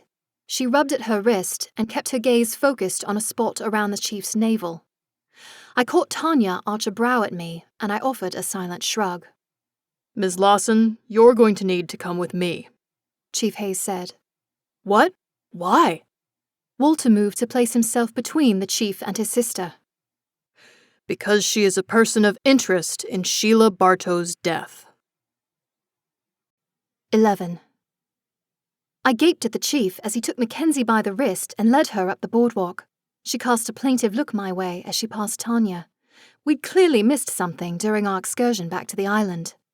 "What's happened?" I addressed Tanya. "I heard him tell the cute cop that they rushed fingerprints on the body and that Mackenzie Lawson's prints were on her face," Sam reported with an almost gleeful lilt to his voice. Tanya let out a sigh and restated the information for Walter's benefit. "Apparently there was some new evidence that points to your sister." I could understand now why the chief wanted to speak to her.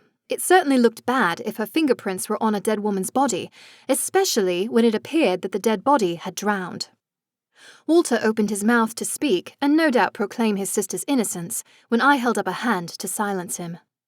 "We have no evidence to believe Mackenzie would have wanted to harm Sheila." Sam gestured to my waterlogged clothing. "Guessing Water Witch did that?" "Yeah, Mackenzie sent a few waves our way," I said, translating Sam's quip for Walter. "She was just scared," Walter protested. "And the fact that we're a sopping mess and Sheila wasn't suggests to me that she has more control over her power. I would think if she'd really wanted to hurt us, she would have made the waves more targeted." "So what do we do now?" The strain in Walter's tone betrayed his anxiety. "We go back to the B&B. I need dry clothes." I also wanted to check with Sam in private to see if he had any success in his snooping on the other cruise participants. Tanya, Walter, and I walked 3 abreast back to the B&B. Vinny was no longer stationed on the front steps. "Chief Hayes sent him home to get some rest. He's sending over a temporary officer from a nearby town in about an hour, Tanya explained. The rest of our guests are settling in for an early dinner. Food sounded heavenly, but a change of clothes was in order first. I raced up the stairs 2 at a time and turned into my room to find Sam waiting for me. Bo perched on my pillow. I bent down and gave the chameleon a stroke along his back. Do you want to know what I found out? If Sam had been able to stand on the floor, he would have bounced right off it with the exuberance that wafted from him. I do, but I've got to get these wet things off first. I gestured to the door. I don't need an audience. Nothing I haven't seen before, Sam snorted, but vanished. I pushed that disturbing image from my mind and gathered fresh clothes before retreating to the bathroom. The shivers that still ran through my body told me a hot shower was also in order. 10 minutes later, I stepped out, feeling more human. Returning to my room, Sam reappeared. Well, I will admit, drowned rat isn't really a good look on you, so changing was a good call. Glad I no longer offend you, I retorted. Now, what have you learned? Well, her husband spent 4 hours glued to his phone. That's nothing new. He was on his phone all during the trip yesterday, too. Yeah, well, I don't know what he was looking at yesterday, but today he kept scrolling through bank statements. So, he's got to plan a funeral for his wife. It's not like they're cheap. For all we know, he was just making sure he had enough money to do it. And I overheard him talking to his bank, trying to dispute a whole bunch of charges over the last 4 months. Now that sounded promising. 4 months ago, there had been a change in Sheila's presence and demeanor on social media. Had Trevor actually found some evidence that Sheila was sneaking around behind his back and planning to leave him? Could you figure out what the charges were for? No idea. He kept reading off some name like T-Show or something. But they were big charges, hundreds of dollars worth, 2 to 3 times a month. The name took a minute to register. Could it have been an abbreviation for the tea shop? Sam shrugged. How should I know? After a beat, he smirked. You know, I have to admit I'm impressed our little hedge witch had the balls to drag another witch back with magic. Yeah, well, to be honest, I'm not entirely sure how I managed it, and she walloped me good too. Sam spun in midair. Anyway, the sister and brother-in-law just sort of sat around looking mopey. That wasn't surprising. I doubted Rachel would have said anything outright to her brother-in-law without proof that Sheila had intended to leave him. Stoking rumors wasn't helpful. But the banking information Sam had uncovered raised the renewed question of what had happened to Paula, the reclusive shop owner. As much as I hated to admit it, I had another boat trip in my future. I glanced to Bo, who still sat perched on my pillow, blinking slowly. You have any insights you'd like to offer? Find Paula. Trust me, that's on the list. I don't know why she would have been purchasing large quantities of tea from someone on a remote island. And what did it have to do with Sheila's sudden change in behavior? That wasn't the only question that needed answering. Walter and I needed to know what McKenzie knew about Sheila's death. My instincts told me she knew more than any of us, even if she didn't think she did. Bo, mate, you up for a little trip? I offered my arm as I spoke. Where are you going? Sam interjected. On a little investigative mission, I answered, and left the room. I stopped 2 doors down and knocked, but received no response. I had assumed Walter would have wanted to get cleaned up too, but maybe he'd already done so and was down eating with everyone else. I don't need people asking questions about you right now, so would you mind blending in? I addressed the reptile as I descended the stairs. I felt a ripple of magic dance up my arm as Bo blended himself into my arm. It was one of the more useful forms of magic I'd encountered since moving to town. I wasn't above using his particular skill set when it suited me and if he allowed it. Sure, I didn't like sneaking around, but sometimes it couldn't be helped. I found Walter pacing in the living room in dry clothes. Should I get her a lawyer? He asked when he saw me. Being a person of interest doesn't mean she's a suspect, And even if she were, I'm sure they'd inform her of that, and she would be smart enough to wait for one before she talked to them, I reassured him. And, if it makes you feel better, we can go down and watch the chief question her. Walter's eyes widened. There is no way we'd be able to be in the room. I'm not a lawyer, and last I checked, neither are you. I didn't say we'd be in the room. I have a way of slipping in unnoticed. Come on, we'd better get going before we miss everything. How are you going to manage that? Walter asked as I ushered him to the front steps. Just as Tanya had noted, a uniformed officer approached from the driveway. Good. They could see us and include us in the head count if Chief Hayes asked. Evening, the officer greeted us in a melodious alto tone. She took off a pair of sunglasses and stowed them in a front pocket. Good evening.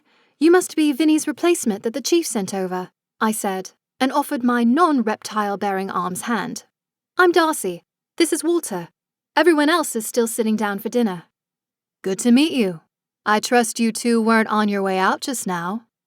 No, ma'am, Walter said, entering the conversation. You really ought to come in and have a bite to eat. Tanya, she runs this place, is an excellent cook, I boasted. I could eat, the officer replied. We led her through the foyer into the kitchen and the dining room. Tonight's meal was 2 roast chickens with ample sides of potatoes and steamed vegetables. Tanya spotted the new arrival and moved to greet her, explaining the buffet-style system. I packed a chicken thigh and some potatoes onto a plate and moved to stand off to one side, eating hurriedly. Walter did the same. The sooner we could slip away, the better. Through the kitchen, I heard Beau's voice in my head. Tanya had moved to block the officer's view to the kitchen, and I signaled for Walter to follow me. I carried the now empty plate into the kitchen and set it in the sink, rinsing the residue off. I took Walter's plate too, before whispering, "Back door." He darted to the back entrance and eased it open. After shutting off the tap, I followed him, casting one last glance over my shoulder to find Tanya nodding and smiling. Go now. I wasn't going to argue with Beau.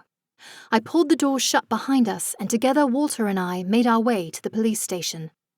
I knew from my past run-ins with Chief Hayes that the station housed a single bullpen, his office, a holding cell, a long hall that led to an evidence closet, and an interview room. That's where we'd find McKenzie. Before we walked in, I grabbed Walter by the elbow. We're going to have to stick really close together for this to work, I explained. For what to work? Beau momentarily shimmered out of existence on my arm, earning a gasp from Walter. I grinned. Magical chameleons are pretty handy. What's going to happen? He eyed me warily. Beau can camouflage himself, and somehow he can extend that to other people too.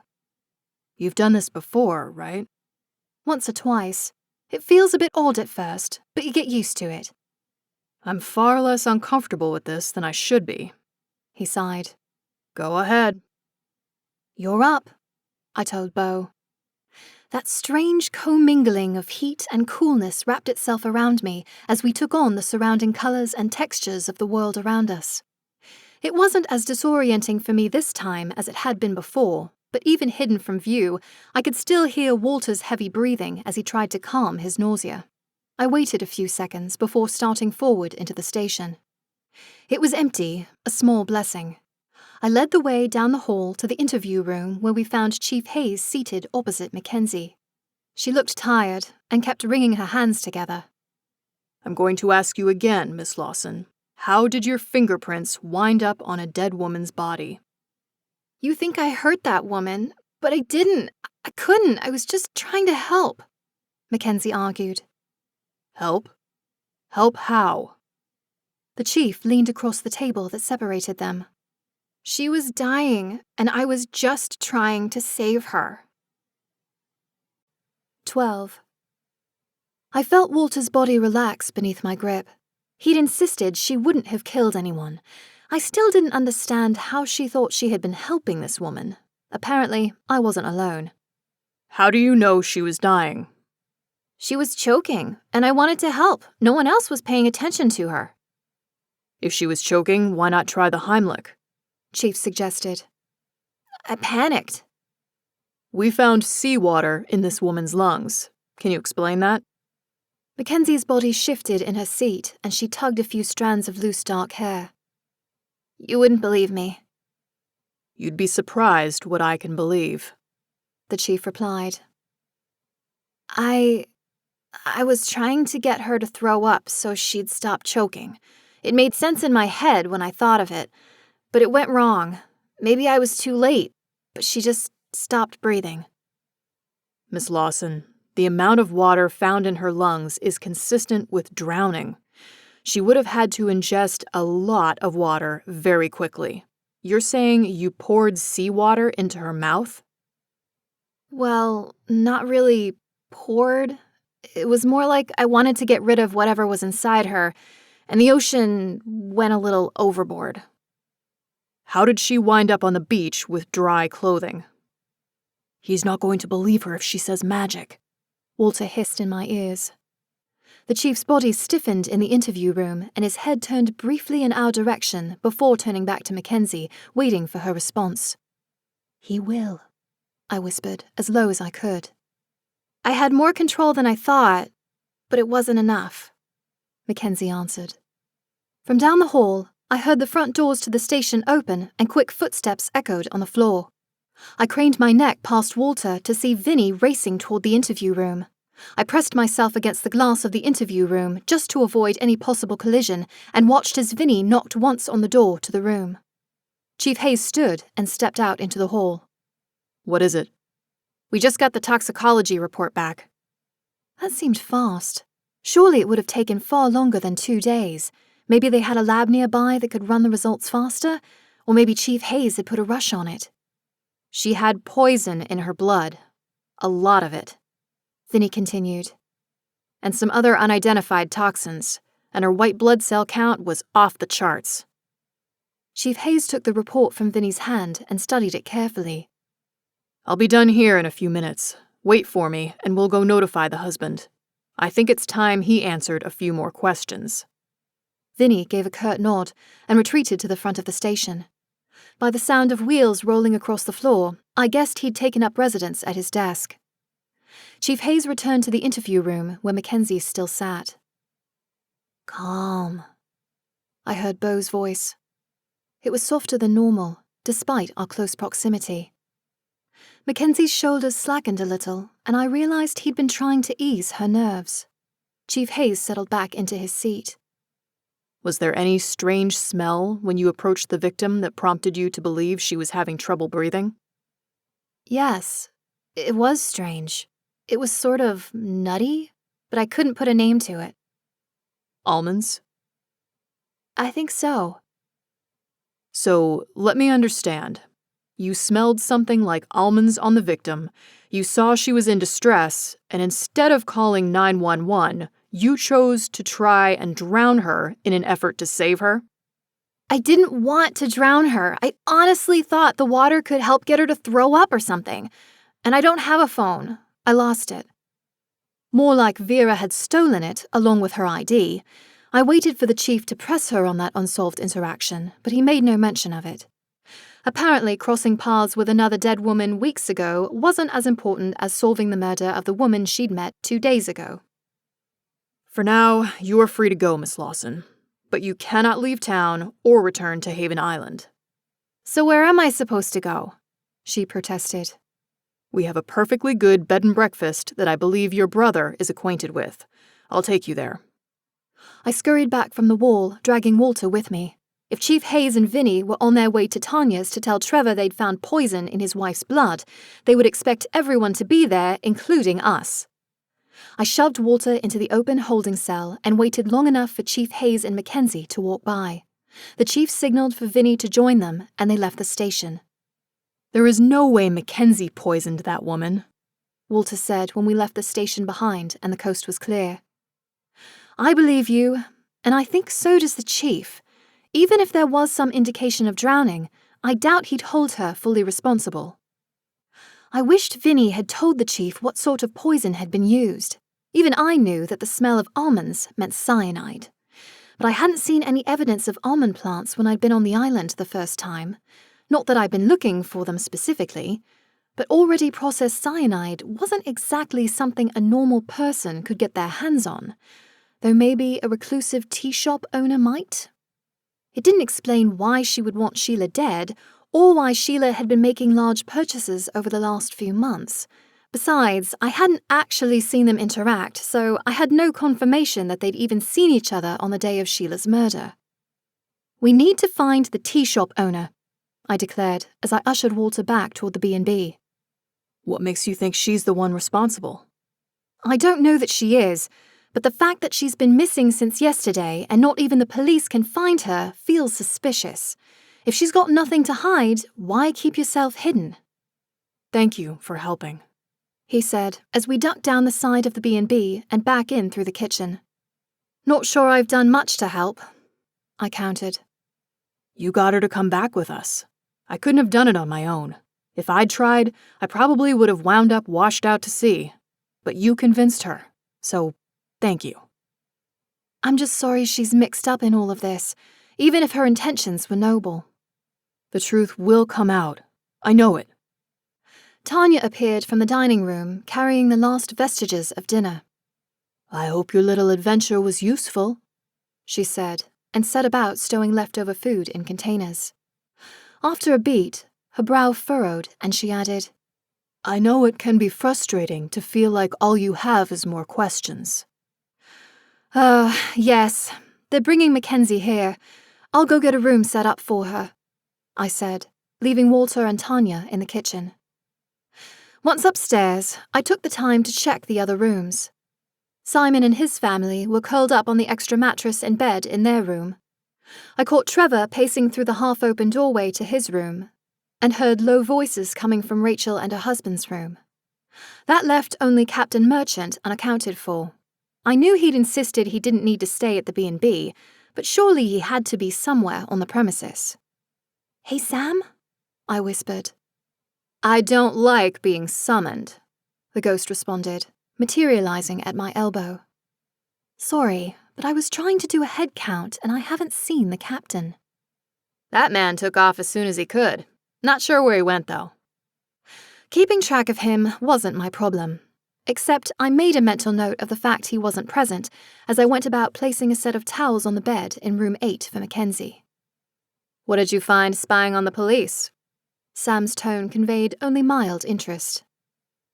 "McKenzie probably isn't responsible for Sheila's death, but we still don't know who is, or why they'd want her dead. The police did find something in her blood."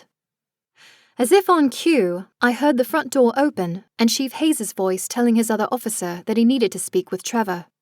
She indicated that he was upstairs, and I stepped into the room meant for McKenzie. He didn't need to see me snooping. I could also make out Tanya's voice telling McKenzie there was still food left over, but that she was welcome to just go upstairs and get cleaned up first. Based on the 2 sets of footsteps on the stairs, I assumed she was taking Tanya up on the offer. Sure enough, McKenzie trailed Chief Hayes into the hallway. "Your room is here," I said, stepping into the hall. The chief eyed me with suspicion. "We got it ready, assuming she'd be coming back to stay." I answered the unasked question. Where can I find Trevor Bartow? I pointed to Trevor's room and left him to his business, ushering McKenzie into her room. "How are you holding up?" "I don't think he believes me." She sighed and threw herself at the bed. "He's a tough man to read, I'll give him that. But I don't think you meant to hurt her. Your powers are still so new, you can't always control them. Though I will say I'm impressed you managed not to drench her." Before McKenzie could respond, I caught raised voices in the hallway. Mr. Bartow, I'm going to need you to come downstairs and answer a few more questions. Why? I told you everything I know, Trevor protested. Sir, your wife was poisoned. 13. Trevor stood in the hallway, mouth hanging open as he stared at Chief Hayes. I eased the door shut, trying to give the officers some semblance of privacy. After a mental count of 10, I heard footsteps echoing down the stairs. McKenzie still lay across the bed, looking exhausted. I didn't blame her. So much had happened in such a short span of time. I was surprised my own body hadn't collapsed under the sheer weight of it all. "I don't understand something," I said, eyeing the woman on the bed. "You saw that she was in trouble and you tried to help. That's admirable, but why?" "No one else was going to do it," McKenzie answered. "You don't know that. Someone might have noticed and done something if you hadn't." "I don't think that's true. And, I don't know, I'd kind of gotten used to seeing her. I never talked to her or anything, but she seemed so lonely. I wanted to help." Her words caught me off guard. There hadn't been enough time while we were on the island for McKenzie to get a sense of Sheila's demeanor. "You saw her before 2 days ago?" "Well, yeah. I've been there for about a month and I've seen her a couple times." "And let me guess, she'd gone to see Paula at the tea shop?" "Yeah, like clockwork," McKenzie replied. So, she had been going to the island for these purchases, not buying them online or some other way. That only raised more questions. How had Sheila found Paula? And why? What was so special about those teas that she'd not only make multiple trips a month to procure them, but keep them a secret from her family? Do you have any idea what she was doing there? Why make the trip out just to buy tea? McKenzie sat up and shrugged. "I never got close enough to hear their conversations. I just know she always looked so hopeful when she left, and the next time she came, she looked so sad, like whatever she'd been hoping for hadn't happened." That seemed to fit with what I'd observed in my brief scroll through her Facebook feed. Still, I wanted to know why no one could find Paula. I pulled out my phone, beginning to pace the length of the bedroom. I could feel McKenzie watching me as I moved. I brought up a search on my browser and typed in "the tea shop, Haven Island," and waited for the results to populate. There were only a couple of entries that appeared, one of which appeared to be the shop's official website. That would do just fine. I double-tapped on the link and waited for it to open. The page was sparse, listing only the address on the island, a photo of a dark-haired woman with a caption reading "Paula, owner," and a phone number for inquiries. I suppose I could always call Paula and see if she answered. But that didn't answer the question of why Paula was in Sheila's orbit. I nearly missed the note at the bottom of the page. It was in small font, and I had to enlarge the page to read it properly. "Holistic healing herbal teas. To heal what ails you as nature intended." "She's a healer," I said, forgetting McKenzie was still listening. "Who?" "Paula, the tea shop lady. What if Sheila was ill, or thought she was, and sought out a less traditional method of curing whatever ailed her? It would explain why she was making such frequent trips, and why they were so expensive. I bet if Paula was offering up those types of remedies, she could charge a premium, and people would pay it, whether it was warranted or not. But could teas really help someone cure an illness? I made a mental note to check in with Maggie on that point.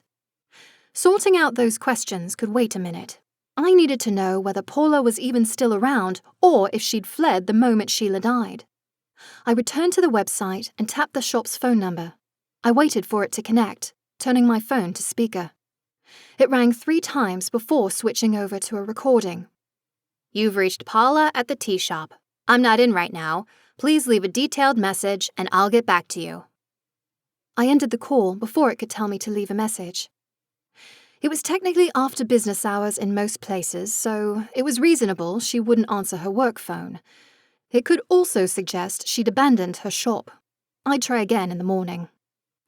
I needed to talk to Maggie about the teas, but not tonight.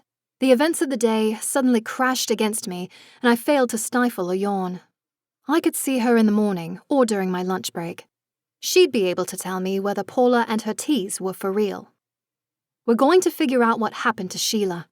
If she was poisoned, it couldn't have happened too many places, I told McKenzie before stepping into the hallway. What if they can't figure it out?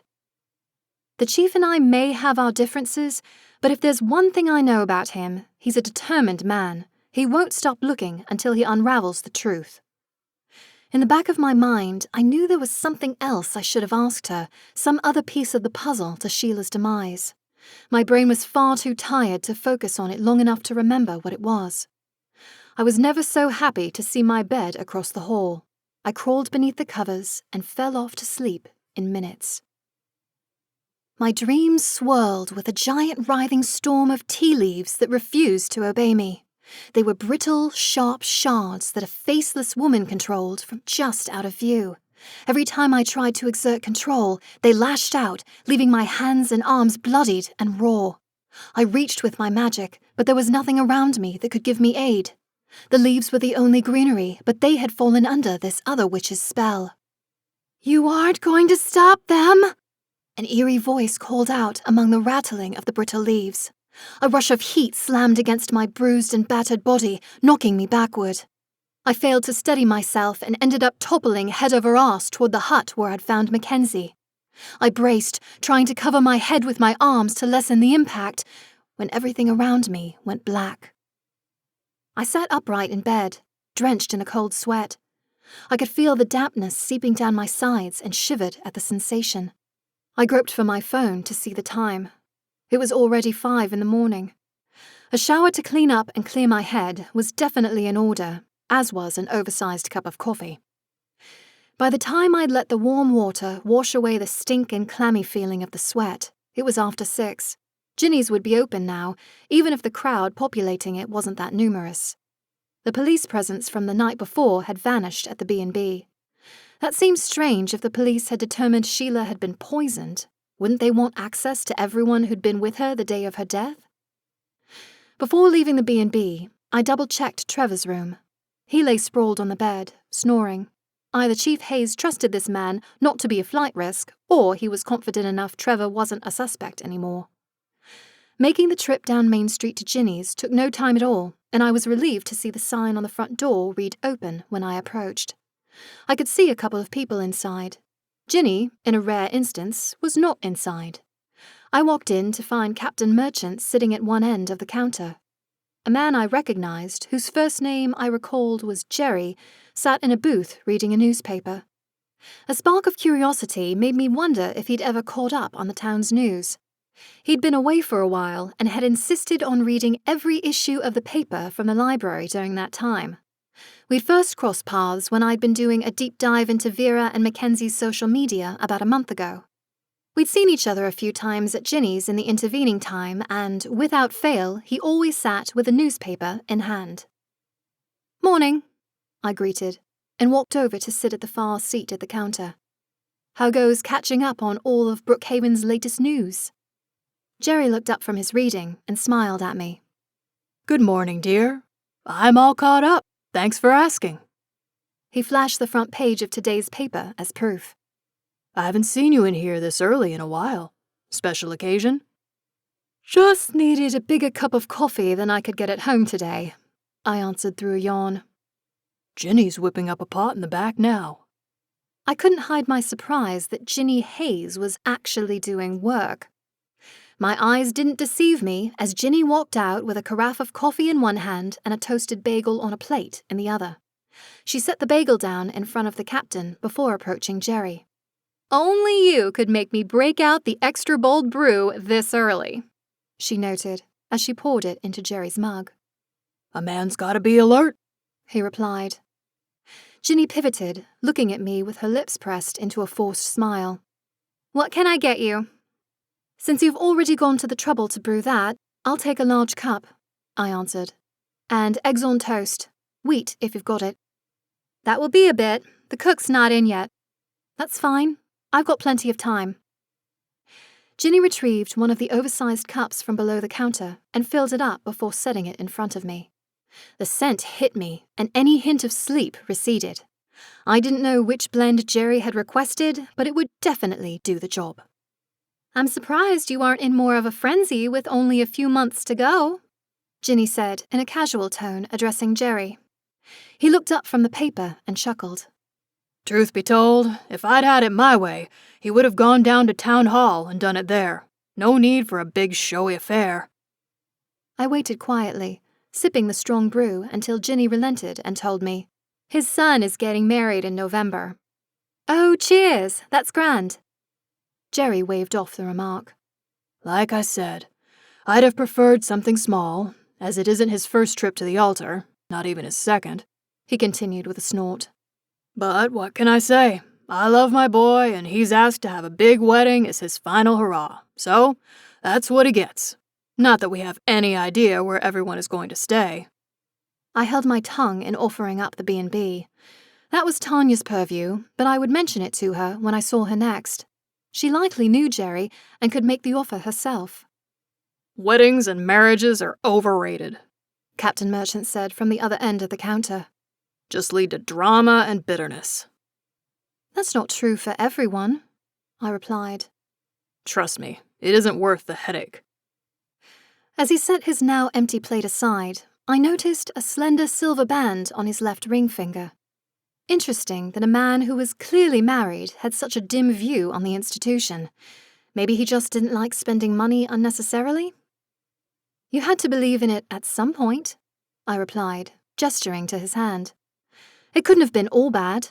I'm sure you were in love." "Look, don't give marriage advice, lady. I don't see a ring on your finger." Oh, come on. How bad could the missus be? Ginny interjected, batting her lashes in his direction. She leaned on the opposite side of the counter. "She's leaving me for some punk yoga instructor or something. I should have seen it coming.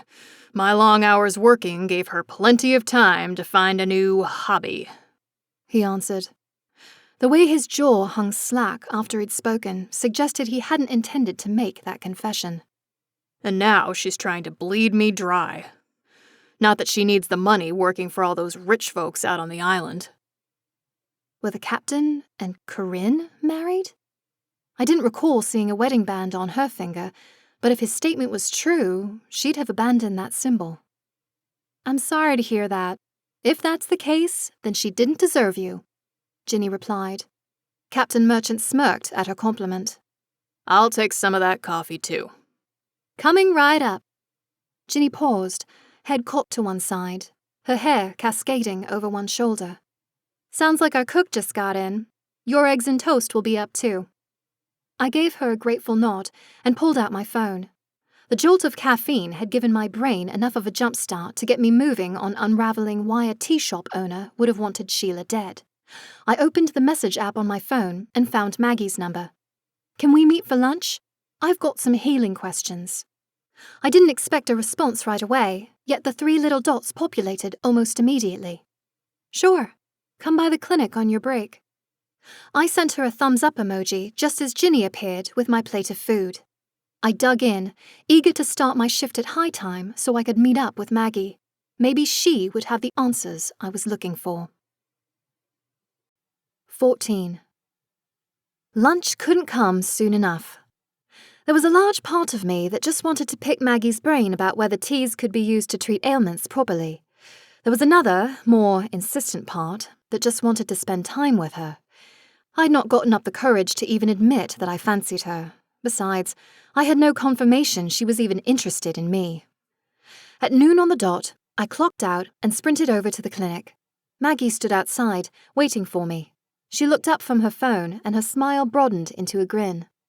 "Hey," she greeted. "Hi," I replied, resisting the urge to take her by the hand and lead her down to the boardwalk in search of food and a place to sit and talk. "Thanks for offering to help." "Of course, although I'm sure I'd be more help if I knew what was going on. Your text was a little cryptic." "I know, sorry about that. I'll explain everything." I waited until after we'd bought sandwiches from a cart halfway down the boardwalk and found seats on a bench overlooking the water. I could still see Captain Merchant's ship moored in the distance. "So, what's going on?" Maggie prodded. I set my food in my lap. "So, the woman from the cruise was poisoned. I don't know what with, although the questions Chief Hayes asked made it sound like cyanide." "Do I want to know how you found out something Rick Hayes knows that's related to a police investigation?" Maggie's brow arched. "I may have borrowed Beau's camouflage to listen in on his questioning of Walter's sister," I admitted. "We found her, by the way, out on the island." I grinned in spite of myself. "Had a bit of a witch fight." Maggie snorted. "Excuse me?" "Well, when we got there, it seemed like McKenzie wasn't interested in talking to anyone, let alone her brother. So I thought maybe it would be better to approach her, witch to witch. Didn't go well, I take it? Well, there were waves and trees, and yeah, it was a bit of a mess. Thought I might drown a few times. But I got her to come back in the end. Just wish it hadn't meant me getting drenched 3 times over. I was at Ginny's last night when I heard rumblings about there being a person of interest in the death. Chief Hayes thought McKenzie did something since they found her fingerprints on the body, but she insists she was trying to flush whatever toxins were in her body out. A lot's happened since I saw you last, Maggie noted. And that's not all. There's this woman on the island, Paula, who runs a holistic healing tea shop, and it looks like the dead woman, Sheila, might have been a long-term customer of hers. McKenzie told me she'd seen them together on the island a few times over the last few weeks. It's why she tried to help her when Sheila couldn't breathe. And you think the shop owner had something to do with poisoning her? Maggie took a bite of her food, chewing in contemplation. That doesn't seem quite right for someone who is presumably paying her and giving her business. That's the bit I can't quite wrap my head around either. But maybe if I could understand what she was doing, or thought she was doing, it might help. I mean, if she's some sort of fraud and Sheila realized it, if there was a confrontation, I could see Paula not wanting her to spread the word and damage her business. I'd need to get a better look at her setup, but long before the days of modern medicine, healers used herbs and plants to help treat all sorts of illnesses, from common colds to counteracting poisons. I'd been operating off the assumption that Sheila had been unaware she was being poisoned. What if she'd known, and had gone to Paula in an effort to cleanse her body, and it was too little, too late? So, you think Paula might have been trying to help her? Maggie shrugged. I can't say one way or another. All I know is, if you're asking if it's possible to use plants and distill them into teas to help heal illnesses, then yes, it's possible. Is that what this woman was doing? I'd have to see it for myself. If you were going to try and counteract poison, what would you do? Send them to a hospital. You've got magic, I said bluntly. And that magic has limits. For all the wonders we can perform, we aren't all-powerful. There are some things we aren't meant to meddle in. Humor me, I needled.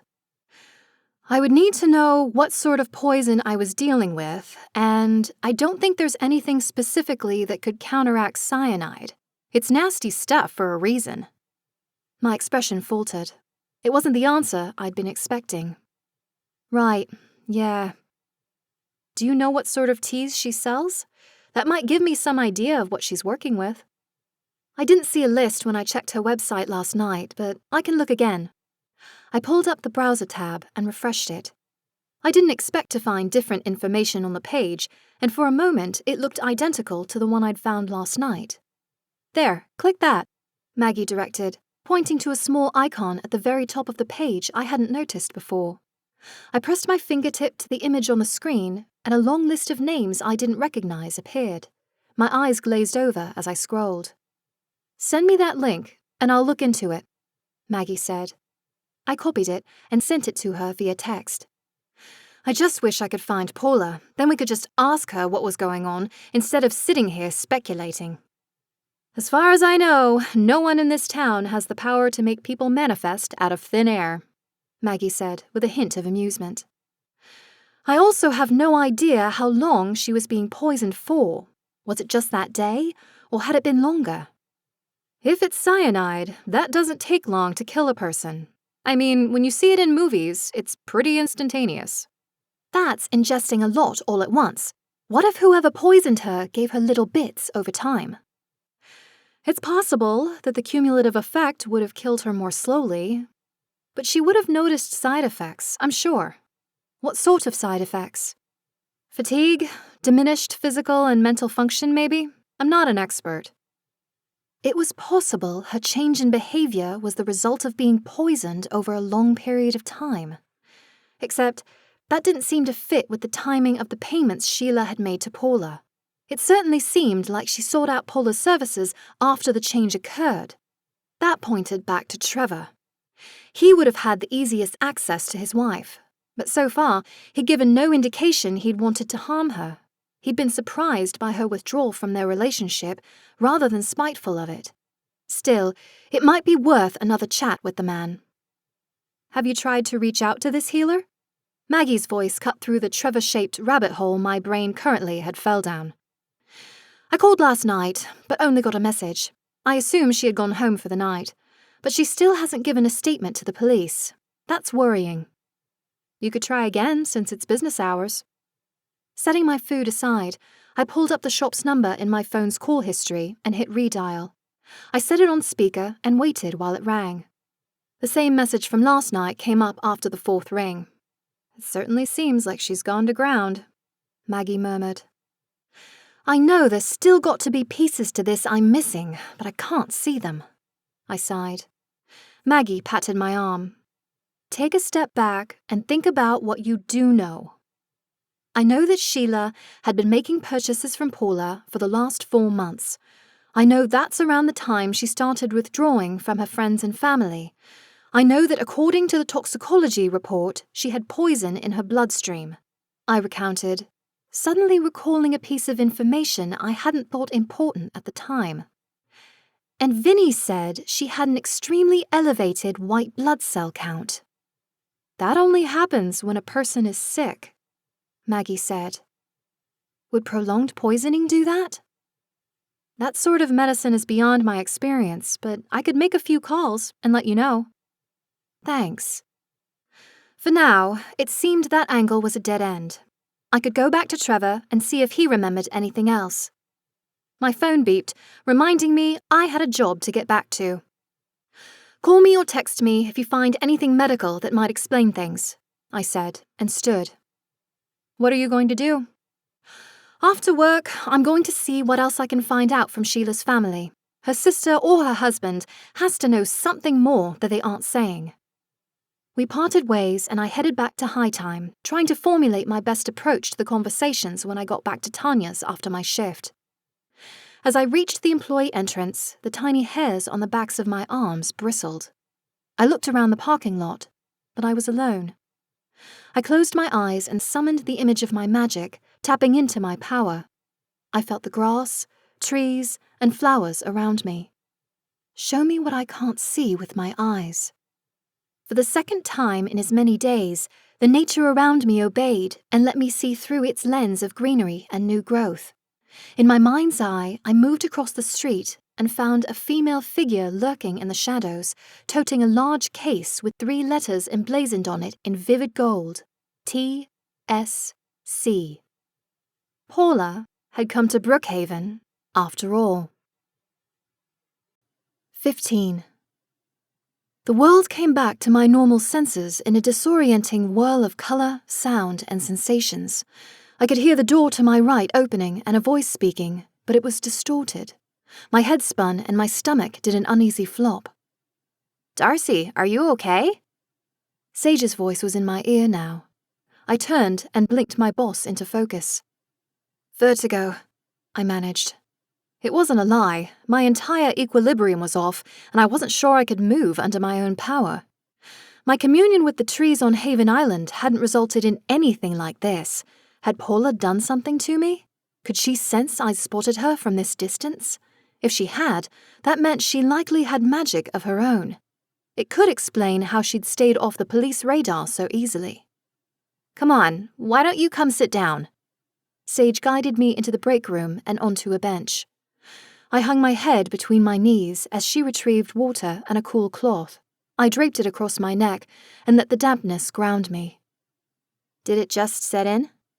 Sage's tone was soft, concerned. I nodded mutely. I couldn't tell her I'd used magic and it had come back to bite me. Suggesting that I'd stood up too fast wouldn't hold water. There wasn't anywhere I could have stood up from. And if I told her it had been bad food, she'd probably think I had some sort of eating disorder. "Given everything that's happened, if you need to take time," Sage began. I shook my head. "No, it's passing. I'll be okay." She eyed me, clearly not believing my words, but she eventually left me to sit alone in the break room. I needed to let someone know I'd seen Paula. I couldn't exactly explain it to the police, not unless I was ready to have an in-depth conversation with Chief Hayes. It would require an admission that I'd been looking into what happened to Sheila, but I wasn't the only person who'd been snooping. In fact, he'd practically deputized his sister. Time for a little game of telephone. I dialed Tanya first. Her line rang 3 times before she answered. Hello? I could hear high-pitched voices in the background. Everything okay at home? There were garbled noises, and then she said, Mostly. Mr. Bartow has been pacing the living room in a nervous panic all morning, and Chief Hayes just came by to question the other family again. That made sense. They'd been on the cruise with the Bartows. They might have seen something. I don't suppose you heard anything about where she might have come in contact with the poison? I'm afraid not. I'm not really surprised. You weren't just calling to check in on me, Darcy. Paula's in town. You act like I should know who that is, Tanya replied. Right, sorry. She's the shop owner from the island. Well, one of them. The important thing is the police have been trying to find her to get a statement, and she'd just vanished. But I saw her, and she's in town. Did she come to the dispensary? No, I, sort of used the surrounding plants to spy on her. I can't really explain it, but it was like they were amplifying my ability to see. Darcy, felicidades! Your powers are growing. Not that I'm surprised. Well, maybe a little at how quickly they're shifting. I'd love to explore all of that later, but right now we don't have time. I need you to do a favor and go over to Ginny's. Why am I paying Ginny a visit? Because I may have overheard Chief Hayes tell her to let him know if she heard anything useful. He's more likely to act on the information if it comes from her. And you can't deliver the message yourself because... It's time-sensitive, and I can't leave work. Not if I still wanted a job and the ability to pay rent. I see. Where did you see her? Up past Birch. But that was probably 5 minutes ago. She had a big case with her. I don't know what it was, or why she's here, but just tell Ginny she's been spotted. I opened the website in my phone's browser again and screenshotted Paula's image. I just texted you a picture to pass on to her, too. I will pass it along. And, if you wouldn't mind telling Sam to keep an eye out for her, that would be great. There's a piece of this whole thing I know I'm still missing, but I think Paula can point me where I need to look. Stay safe, Tanya replied, and ended the call. There was little else I could do until my shift ended, so I returned to the growth room. It could have been my imagination, but the usual whispers of the seedlings that ran like background noise in my head was eerily silent. It's just magic burnout, I told myself. My magic had failed me once before, and it had taken Maggie's coaching and some meditation to get it back. I just had to give my body time to recover and recharge. Being around the plants did help. The wooziness that had lingered dissipated, and I felt almost back to normal by the time Sage stuck her head in. She ordered me to head home and get some rest. Do try to get some rest, Sage said as she accompanied me out the employee entrance. I will, thanks, I replied before taking off at a light jog to the B&B. I contemplated stopping by Ginny's, but doubted the proprietor would divulge anything to me. I made it back to the B&B in time to see Simon's family climbing into a rideshare car. Simon gave me a little wave before settling into a car seat. Tanya stood on the front steps watching them. Rick deemed it okay for them to go home, Tanya said simply. Did you get my message to Ginny? I did. And Sam just came back. Our elusive tea shop owner appears to possess illusionary skills to rival our dear Beau. I didn't like that she could disappear into thin air, or, more probably, turn herself invisible. Why had she decided to show up now? Those questions vanished from my mind as I heard Trevor Bartow's voice raised from within the B&B. Tanya and I entered the foyer to hear the man arguing with someone who turned out to be Vinny. I don't understand why you aren't listening, Trevor shouted. Sir, I am listening, but you need to take a breath and explain what it is you think you found, Vinny answered in a calm tone.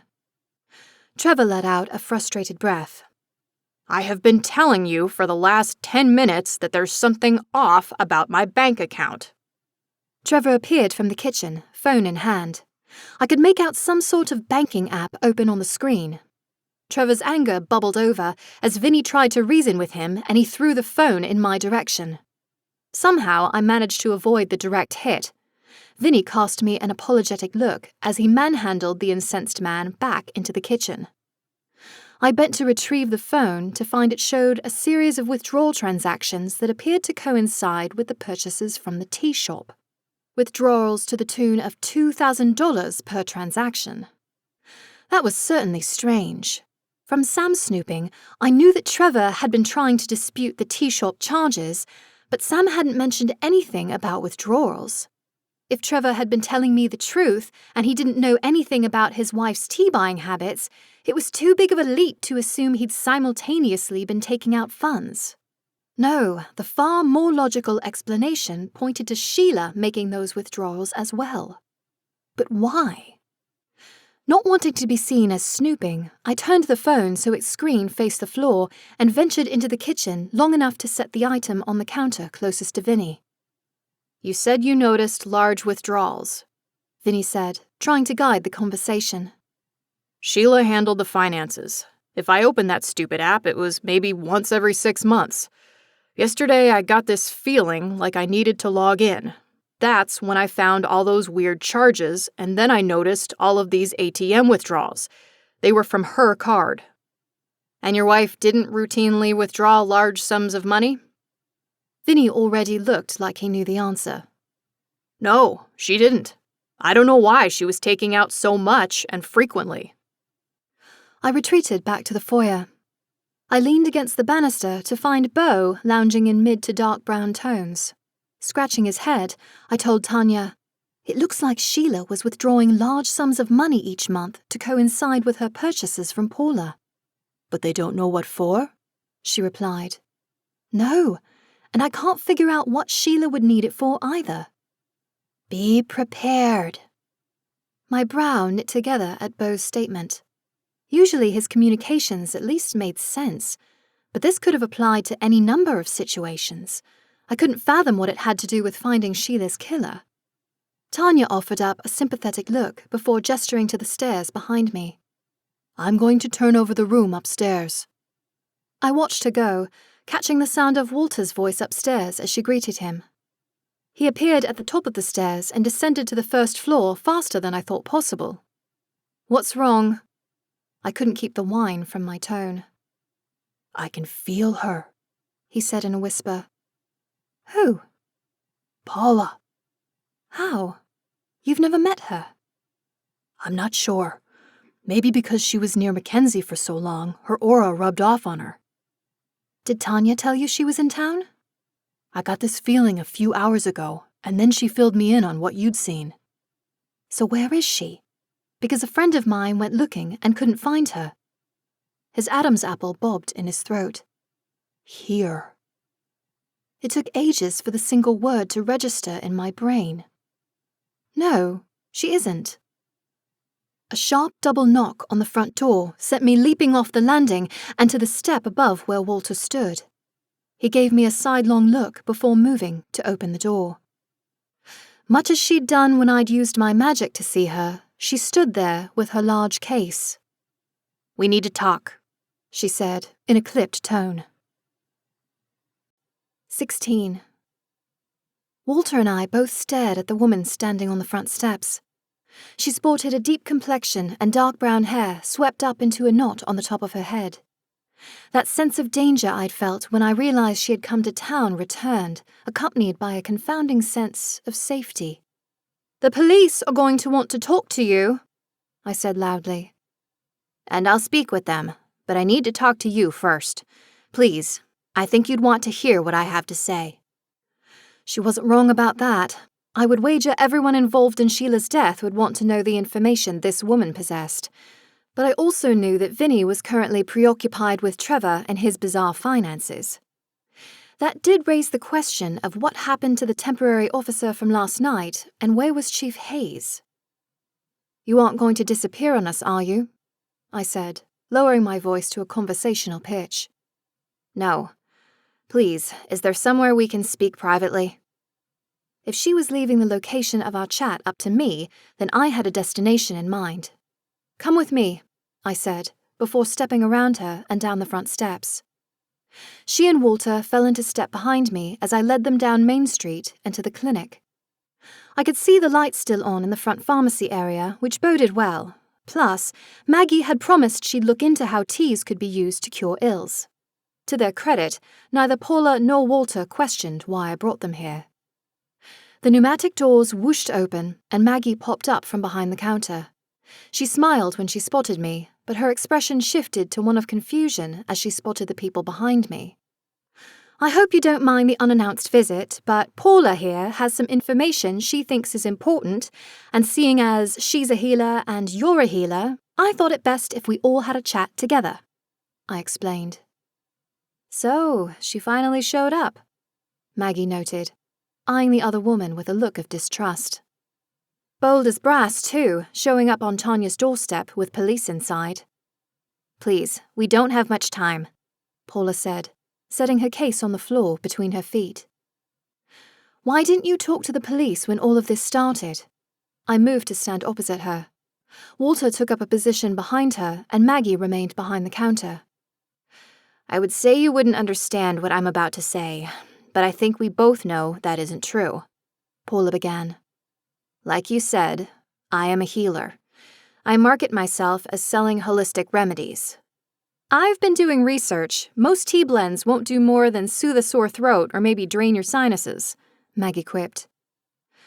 Normally, I would agree with you, but there is certain flora on the island that afford my wares an extra kick. You mean the poisonous plants they couldn't get rid of? I retorted. You say poisonous. I say potent curatives under the right circumstances. But Corinne Toomey told me that there were poisonous plants on the island, I pointed out. Paula raised a brow. You have communed with the flora on the island. Did you feel any poison? Well, no, but that doesn't mean it wasn't there. You're a charlatan, Maggie accused. My remedies work, but even I'm not a miracle worker, Paula answered. Why was Sheila seeing you? I pressed. How'd she even find you? Paula kneaded her hands together in front of her. I can't speak to how she found me, only that she did, and if I could go back, I would decline her business. Why? Because I realized very quickly I couldn't help her, not in the way she needed. I even tried to end the relationship, but she just offered me more money. I'm ashamed to admit, I let greed win out. What sort of help did she need? Maggie pressed. Modern medicine. The woman looked me right in the eye. She came to me because she'd been diagnosed with cancer. Cancer? I ran through the puzzle pieces I had in my head, the withdrawing from her friends and family, the vague religious posts, the elevated white cell count in her toxicology. If she'd been too scared to tell her family about her diagnosis, it could have been why she'd kept her visit secret and why she'd sought Paula out in the first place. If she could find a miracle cure, she wouldn't have to ever admit the truth. Did she know that what you were giving her wasn't going to cure her? My words came out hoarse. I think near the end she did. I thought I'd finally convinced her to at least tell her family what was going on. I don't get a lot of repeat customers on the island, and I felt bad for her, so we talked. When I heard she'd come back with her family, I was hopeful she'd shared the news with them. I don't think they knew, Walter interjected. They definitely didn't know. Her sister and husband thought she was leaving him, I pointed out. Paula's face fell. I wish she'd gotten the chance to tell them the truth. She was in your shop right before she died. She told me she was waiting for an order, but you weren't anywhere to be found, I noted. I'd agreed to give her one last order of tea, but told her that my supply in the shop had run out. It takes time to cultivate and brew the right mixtures. By the time I came back, there were police, and I panicked. If you hadn't done anything illegal, why hide? Maggie crossed her arms over her chest. Not all of what I harvest is strictly legal. What sort of tea did you give her? What was it supposed to do? I interjected. She bent and opened her case, revealing tiny rows of neatly labeled tea leaves. Somehow, I expected them to sing out to me like the greenery around me had begun to do. Only they were silent. They're dead. If Paula could commune with the leaves in this state, she was more necromancer than healer in my book. But a familiar sensation washed over me as she dug into a small pouch and pulled out recently picked leaves. They were still green, and I could feel their promise to help. It had been the same feeling I'd gotten from the plants marked poisonous on the island. I saw this on the island. Wild rhubarb. Not something you want to mess with without the right know-how, and not the same sort you'd find in pies. Eating it will give you a wicked case of the runs. Distilling it into tea slows the effects. You were hoping a diuretic was going to cure her cancer? Maggie scoffed. Like I said, I did feel guilty giving her something I knew wasn't going to work, but she was desperate. The police know about her purchases over the last 4 months, but they also found large cash withdrawals during the same time, I offered, changing the direction of the conversation. Why did you need the extra money? Paula shook her head. She didn't give it to me. She set up a recurring payment with me for the tea, and she insisted on picking it up to avoid her husband finding out. Picking it up in person. Of course, how could I have missed it? How did she get to the island? Corinne Toomey told me that only certain cruise companies have access to the island, and they have to have manifests of who they are bringing, privacy of the residents and all that. Captain Merchant, she said, as if it should have been the most obvious thing in the world. They knew each other? Not that I'd seen them interact much on the boat, or even the island before her death, but it didn't seem likely that they had any kind of relationship. If she had been a long-term client of his, why wasn't he more broken up about her death? Did you ever see her pay him in cash? I pressed. I only know he brought her because he came ashore a couple of times to buy some supplies next door at Ollie's. Did they come with anyone else aboard? Not that I saw. It's a small island, so it's hard to miss when a crowd comes through. No, most of the times when he brought her, she was alone. Could he have killed her? I wondered aloud. Maybe, but what motive would he have? Walter answered. All I know is, she came with him when she started buying from me. You'd have to ask him why he might want a well-paying client dead. What had he said this morning at Ginny's? That his Corinne was leaving him and trying to bleed him dry?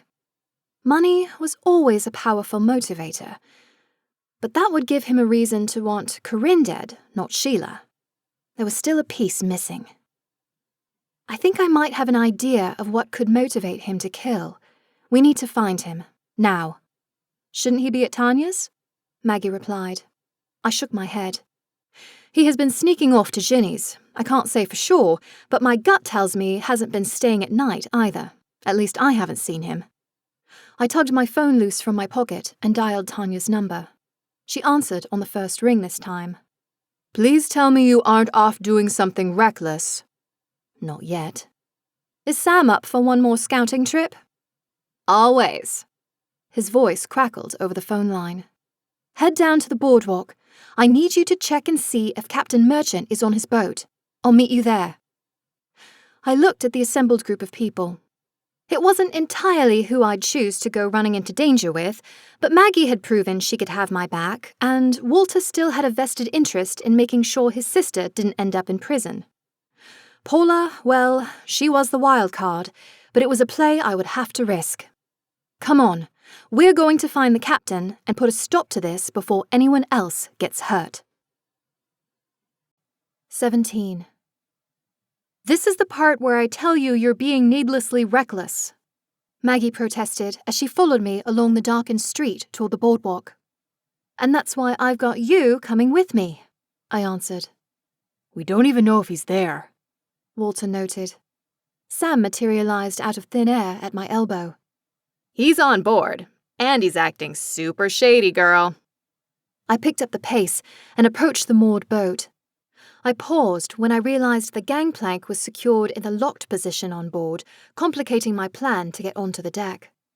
As I tried to determine an alternate route, I glanced Paula's direction. You said he would sometimes come into Ollie's shop and buy supplies. Not to knock him, but he didn't exactly sell a lot I'd imagine that would suit a boat captain. I doubt he'd be sporting novelty shirts and hats. Ollie and I have a bit of a rivalry going. It's good-natured. But I remember him saying the man always bought him out of nuts. Nuts. Oh, bloody hell. Please tell me they weren't almonds? I squeaked. Ollie's allergic to most other types, so that's all he sells, Paula answered. I caught Maggie's eye in the waning streetlights above us. She understood my concern. Cyanide came from almonds. There had been nuts on the pastries on board 2 days ago, and it appeared Sheila had eaten some of them. If she'd been using Captain Merchant for transportation for months, and he'd been buying almonds, I sincerely doubted he just up and decided 2 days ago was the time to poison her. A little bit, over a prolonged period of time, would have slowly weakened her already compromised immune system. She likely would have attributed the symptoms to her cancer. For all I knew, it had fueled her desire to seek out Paula for more remedies. I still don't understand why he'd target her, Walter whispered. He told Ginny his wife was leaving him. They're going through a divorce, and she's trying to take all his money. So he kills someone? That makes no sense, he countered. I didn't disagree. I couldn't fathom putting myself in the man's shoes to try and figure out his end goal, but I wouldn't have to. He was on the boat right now, and it wasn't going anywhere if I could help it. You and Paula need to call the police and tell them what we've discovered, I addressed Walter. What are you going to do? Anxiety tightened the skin around his eyes and mouth. See if we can get the captain to open up about his misdeeds. I took Maggie's wrist. I'm going to need backup. She tugged her wrist loose long enough to slide her hand into mine and give it a reassuring squeeze. Now that we all had our marching orders, it was time to get on board that blasted boat. Mackenzie's water powers would have been useful right about now, but she was back at the B&B, and we didn't have time to wait for her to show up or even decide she wanted to help. I don't suppose we'd be tall enough to climb one over the other up the side? I suggested. Maggie shook her head. No, but you have the ability to get us up there. How? I'm the plant girl, remember? Maggie grinned. There are all sorts of plants in the water. You just have to know what you're looking for. She led me over to the edge of the boardwalk and dipped our entwined fingers into the cool water. I closed my eyes and reached out with the part of me that was my magic incarnate. It shot out of me like a laser, finding every bit of kelp and seagrass hiding beneath the surface. I need to get up there. Shoots of slick green and dark purple shot up from the water, twisting themselves into a latticework that draped up over the side of the boat. When it was finished, it was the equivalent of a rope net. I doubted its stability until Maggie pulled herself up with ease. Tanya was right. I was going to have to sit down and really consider how my magic had grown in just the few weeks I'd been in town. I scrambled up the seaweed net and plopped onto the upper deck beside Maggie. Do you actually have a plan, besides confront potential murderer? Maggie hissed in my ear. Confront potential murderer and get out alive? I retorted, as I inched along the darkened deck, clinging to the rail for guidance. My ears perked up at the sounds coming from the navigation area. I hurried forward and used the element of surprise to go crashing into the small space. I found Captain Merchant ripping out pages from a paper ledger, crumpling them into a bin, and flicking the ignition on a butane lighter. Stop! The man spun to face me, lighter held aloft. His face was sweaty, and there were dark, damp patches under his armpits. You don't know how to keep your nose out of other people's business, he spat. I guess I'm like a bad penny, impossible to get rid of. How about you step away from that ledger, though, and we can talk? I don't really think burning evidence is going to sit well when the police arrive, I said. I'm on a boat, you idiot, he scoffed, as if that meant he was untouchable. I think we both know you've come to the end of the line. The police are on their way. This town isn't very big, so it's not going to take them more than 5 minutes to get here and board your boat. Now, I don't know the chief well, but I am certain he'd frown on destroying evidence. They can't prove anything, he said, starting to pace in the cramped cabin. He dropped the lighter and it ignited the contents of the bin. I'd seen him looking at a ledger on his phone the other day. Had that been different than these records? Or did he have a separate ledger for the solo trips he'd made with Sheila? Can you at least tell me why you did it? She wants everything, but half of 0 is still 0, he said with a cackle. Who wants everything? Maggie stepped up beside me. My wife, he spat. How does killing Sheila put a stop to her getting any of your money? Death is bad for business. Could get me shut down for who knows how long. Maybe even shuttered completely. So, you killed her to shut down your business? Why not just close it down if that's what you wanted? I replied. Because if I just closed it down, she'd still get money. I caught Maggie shaking her head out of the corner of my eye. Even if you went bankrupt, your creditors could still come after you. You murdered a woman in cold blood for nothing. The captain shook his head. She was dying anyway. It was a mercy, really. And she would have kept paying me until she died. She wouldn't take no for an answer. Just threw more money at me. I thought I heard the sounds of sirens in the distance and prayed they weren't an illusion. How'd you do it? You'd be surprised what you can find on the internet. Even simple ways to distill cyanide. Buying out Ollie's stock of almonds, I confirmed. She liked those stupid pastries, so I always made sure to have them on hand whenever she came. Just a little here and there. I upped the doses each time. I didn't think she'd make it this long. Paula's tea might not have been a cure for cancer, but if it had caused her to have the runs, then maybe her body purged enough of the toxin to keep her alive longer. It was then that I noticed the container of murky liquid in his hands. He distilled it. Where the rhubarb hadn't felt poisonous in my presence, his concoction turned my stomach even before he unscrewed the lid. Maggie moved like a blur, trying to wrestle the container from his hands before I could stop her. Everything moved in slow motion as the contents sloshed onto her face and into her mouth and nose. I was vaguely aware of a shriek echoing in the tight quarters that I realized too late was my own. Maggie fell to the floor, limp and motionless. Captain Merchant staggered back, eyes wide. His head whipped between Maggie's prone form and me, as if trying to decide if this would now be enough to get him what he wanted. Like hell. The anger that had erupted within me on the island returned with a vengeance. I could feel roots deep within the ocean beneath me responding to my siren call to protect Maggie. The makeshift rope net materialized first, unfurling itself and undulating in mid-air. The captain let out a garbled noise as the kelp twisted around him, cocooning him in place. Other, thicker shoots erupted through the bottom of the boat to anchor him in place. The siren wails were louder now. They were coming. I collapsed at Maggie's side as she rasped for air. Please, Chief, hurry. The time it took for voices to shout from beyond the boat felt interminable. I couldn't make out their words as I cradled Maggie to me. I knew I needed to do something, or she was going to die. Poison like this was fast-acting, and I couldn't seem to rouse myself to combat it. Purge. Bo sat on top of the ship's wheel opposite me. He blinked slowly in his reptilian way, waiting for me to catch on to his meaning. It hit me a moment later, and a plan sprung fully formed in my head. I just hoped it would work as I intended. I held out one hand and felt for the tingle I'd sensed from the freshly cut rhubarb in Paula's case.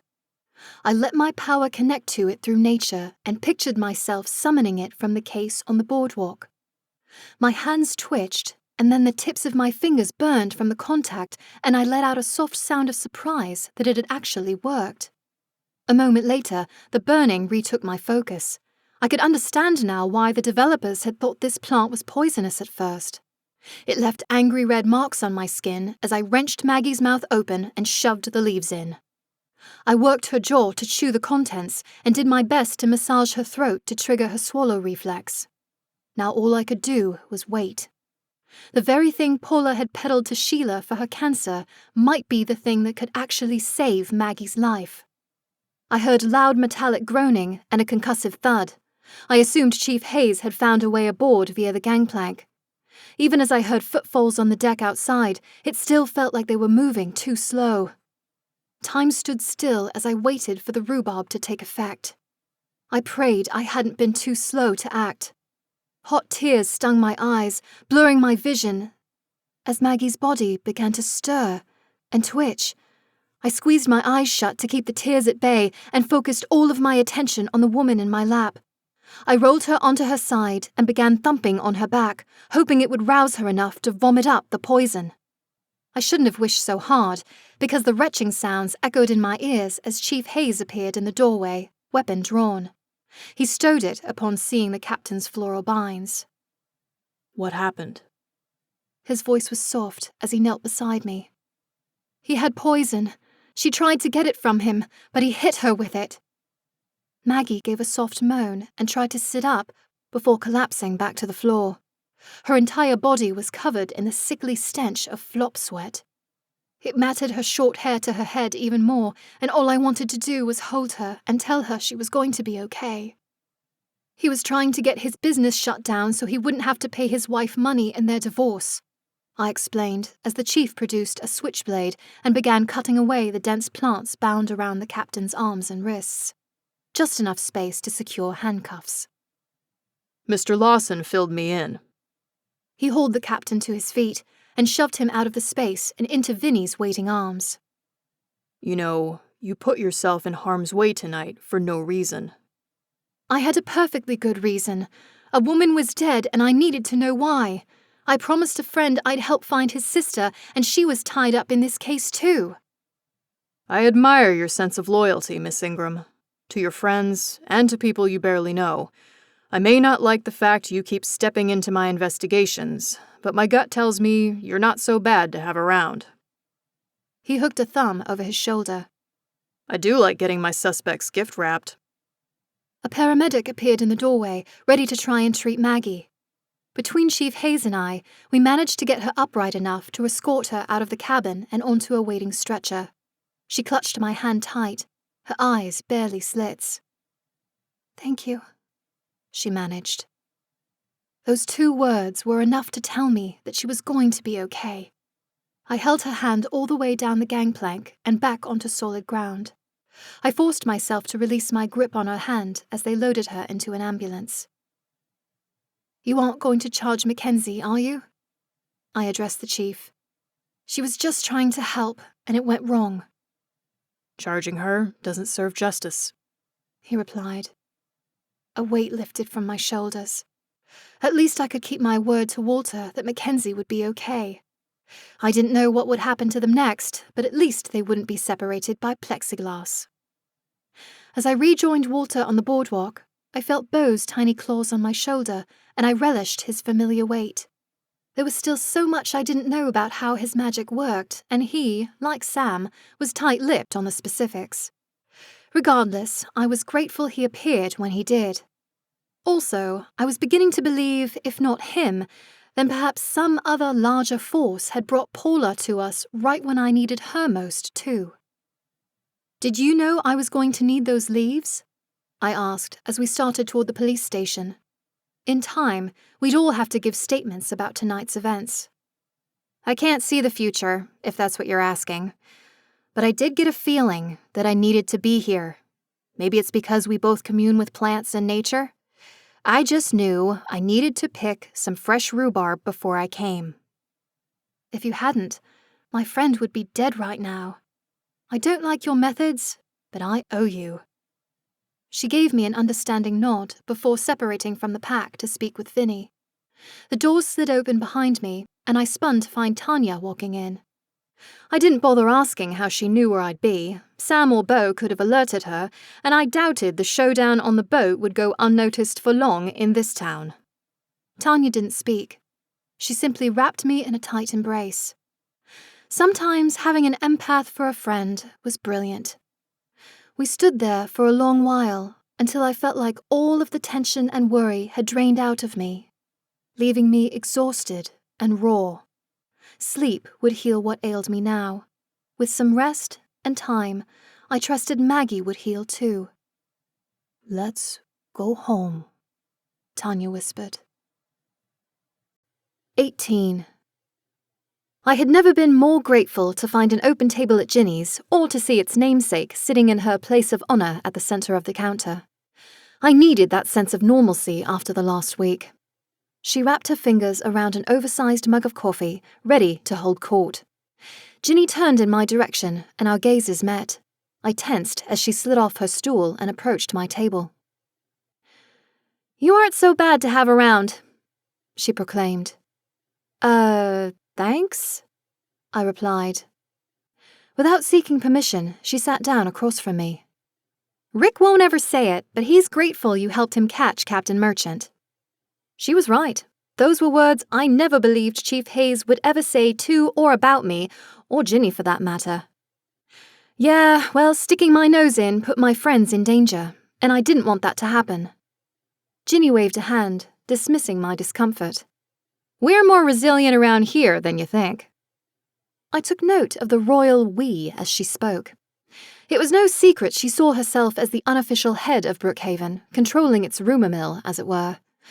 Though I couldn't be annoyed at her, because she clearly cared for the well-being of the people in this town, including Maggie. "I'm just sorry a woman had to die to uncover what was going on out on the island," I said. "For what it's worth, I was wrong," Ginny said, barely getting out the last word. "Wrong about what?" I was enjoying her squirm under the weight of her own admission. Did her ability to pull the truth out of people apply to herself, too?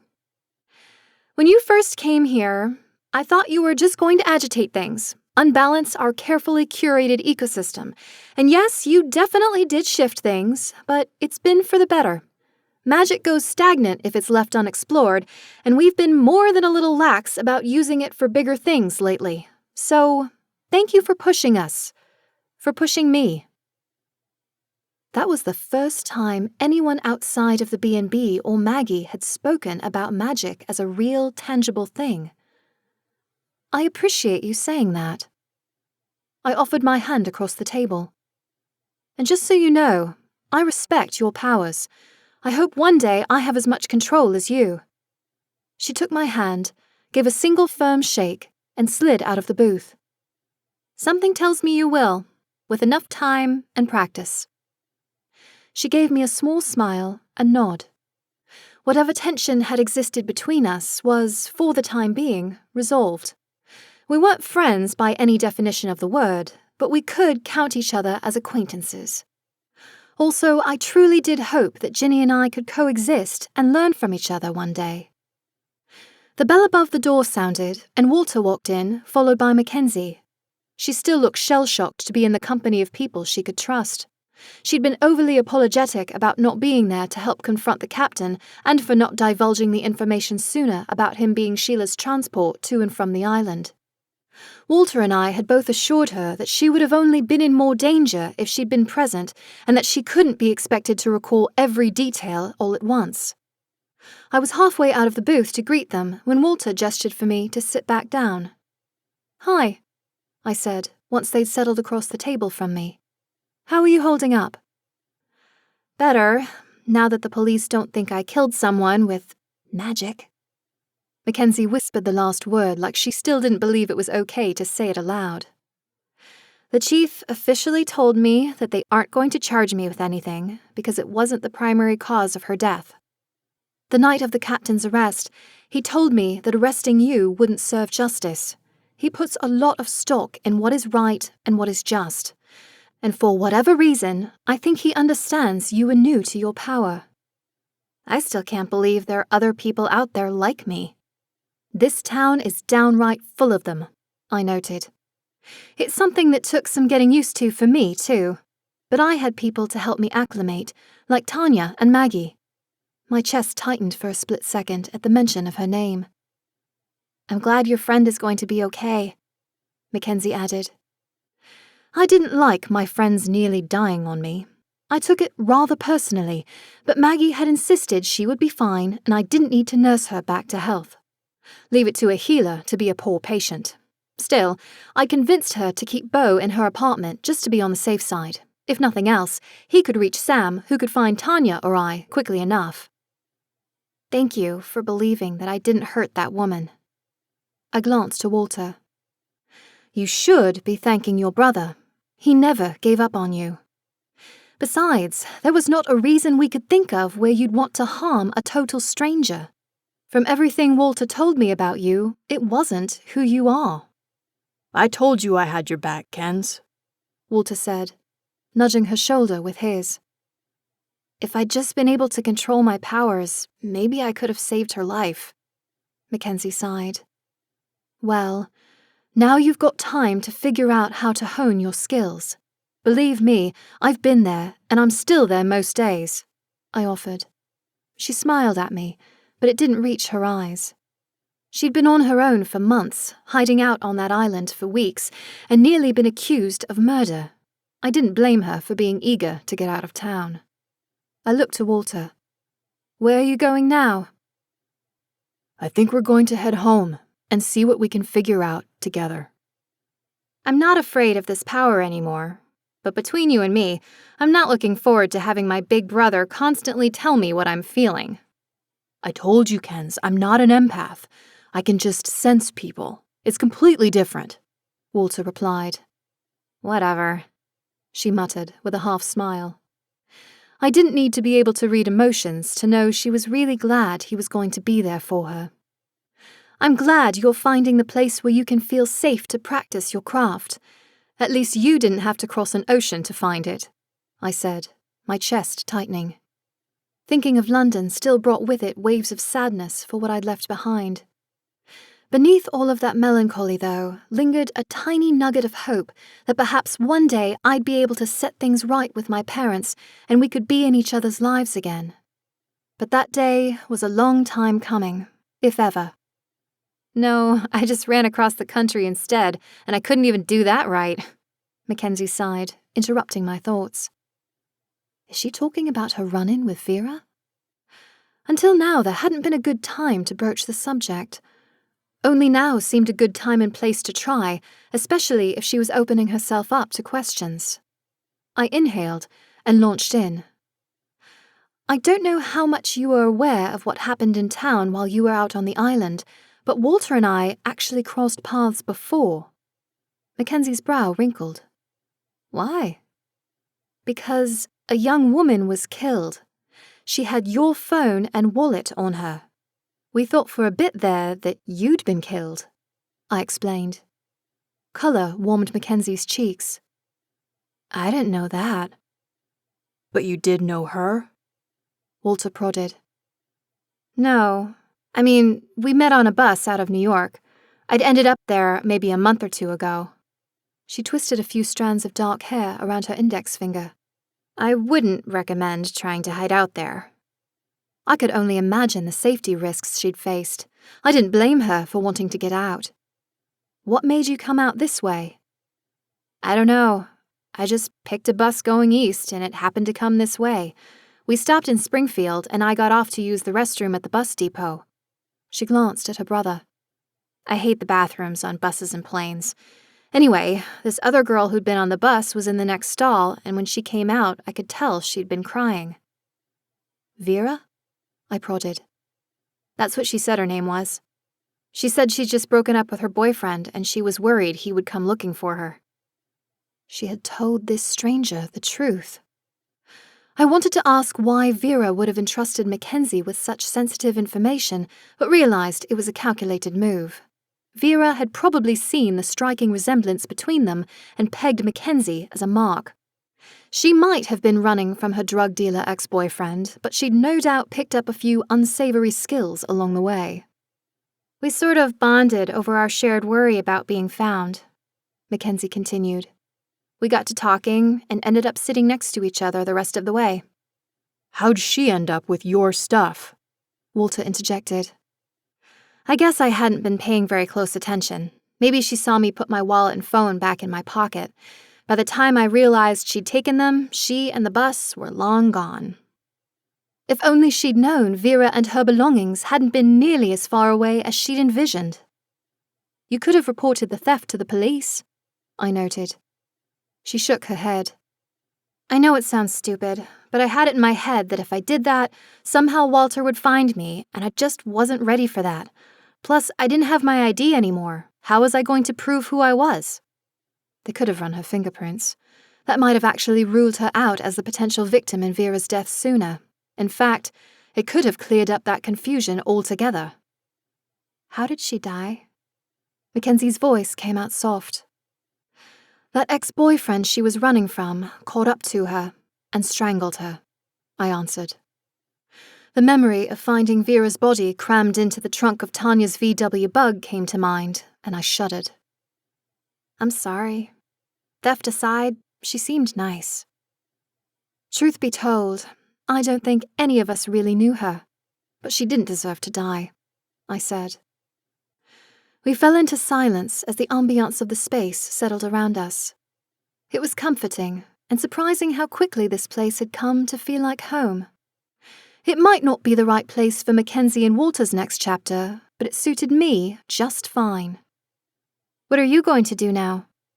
Mackenzie's voice interrupted my thoughts. Oh, go back to tending my plants and learning how to control my magic. And keep my head down. I'm glad we could sort things out for you two, but I don't know that the sleuthing business is for me. Both Walter and Mackenzie smiled back at me in understanding. As we sat there, one of the waiters came over with 3 cups of coffee we hadn't ordered. There was a folded-over napkin stuck under my cup, and I caught Ginny's eye when I looked up. She winked. I unfolded the napkin to find a single line of neat penmanship with a phrase that had clearly been written after I'd spoken. Never say never.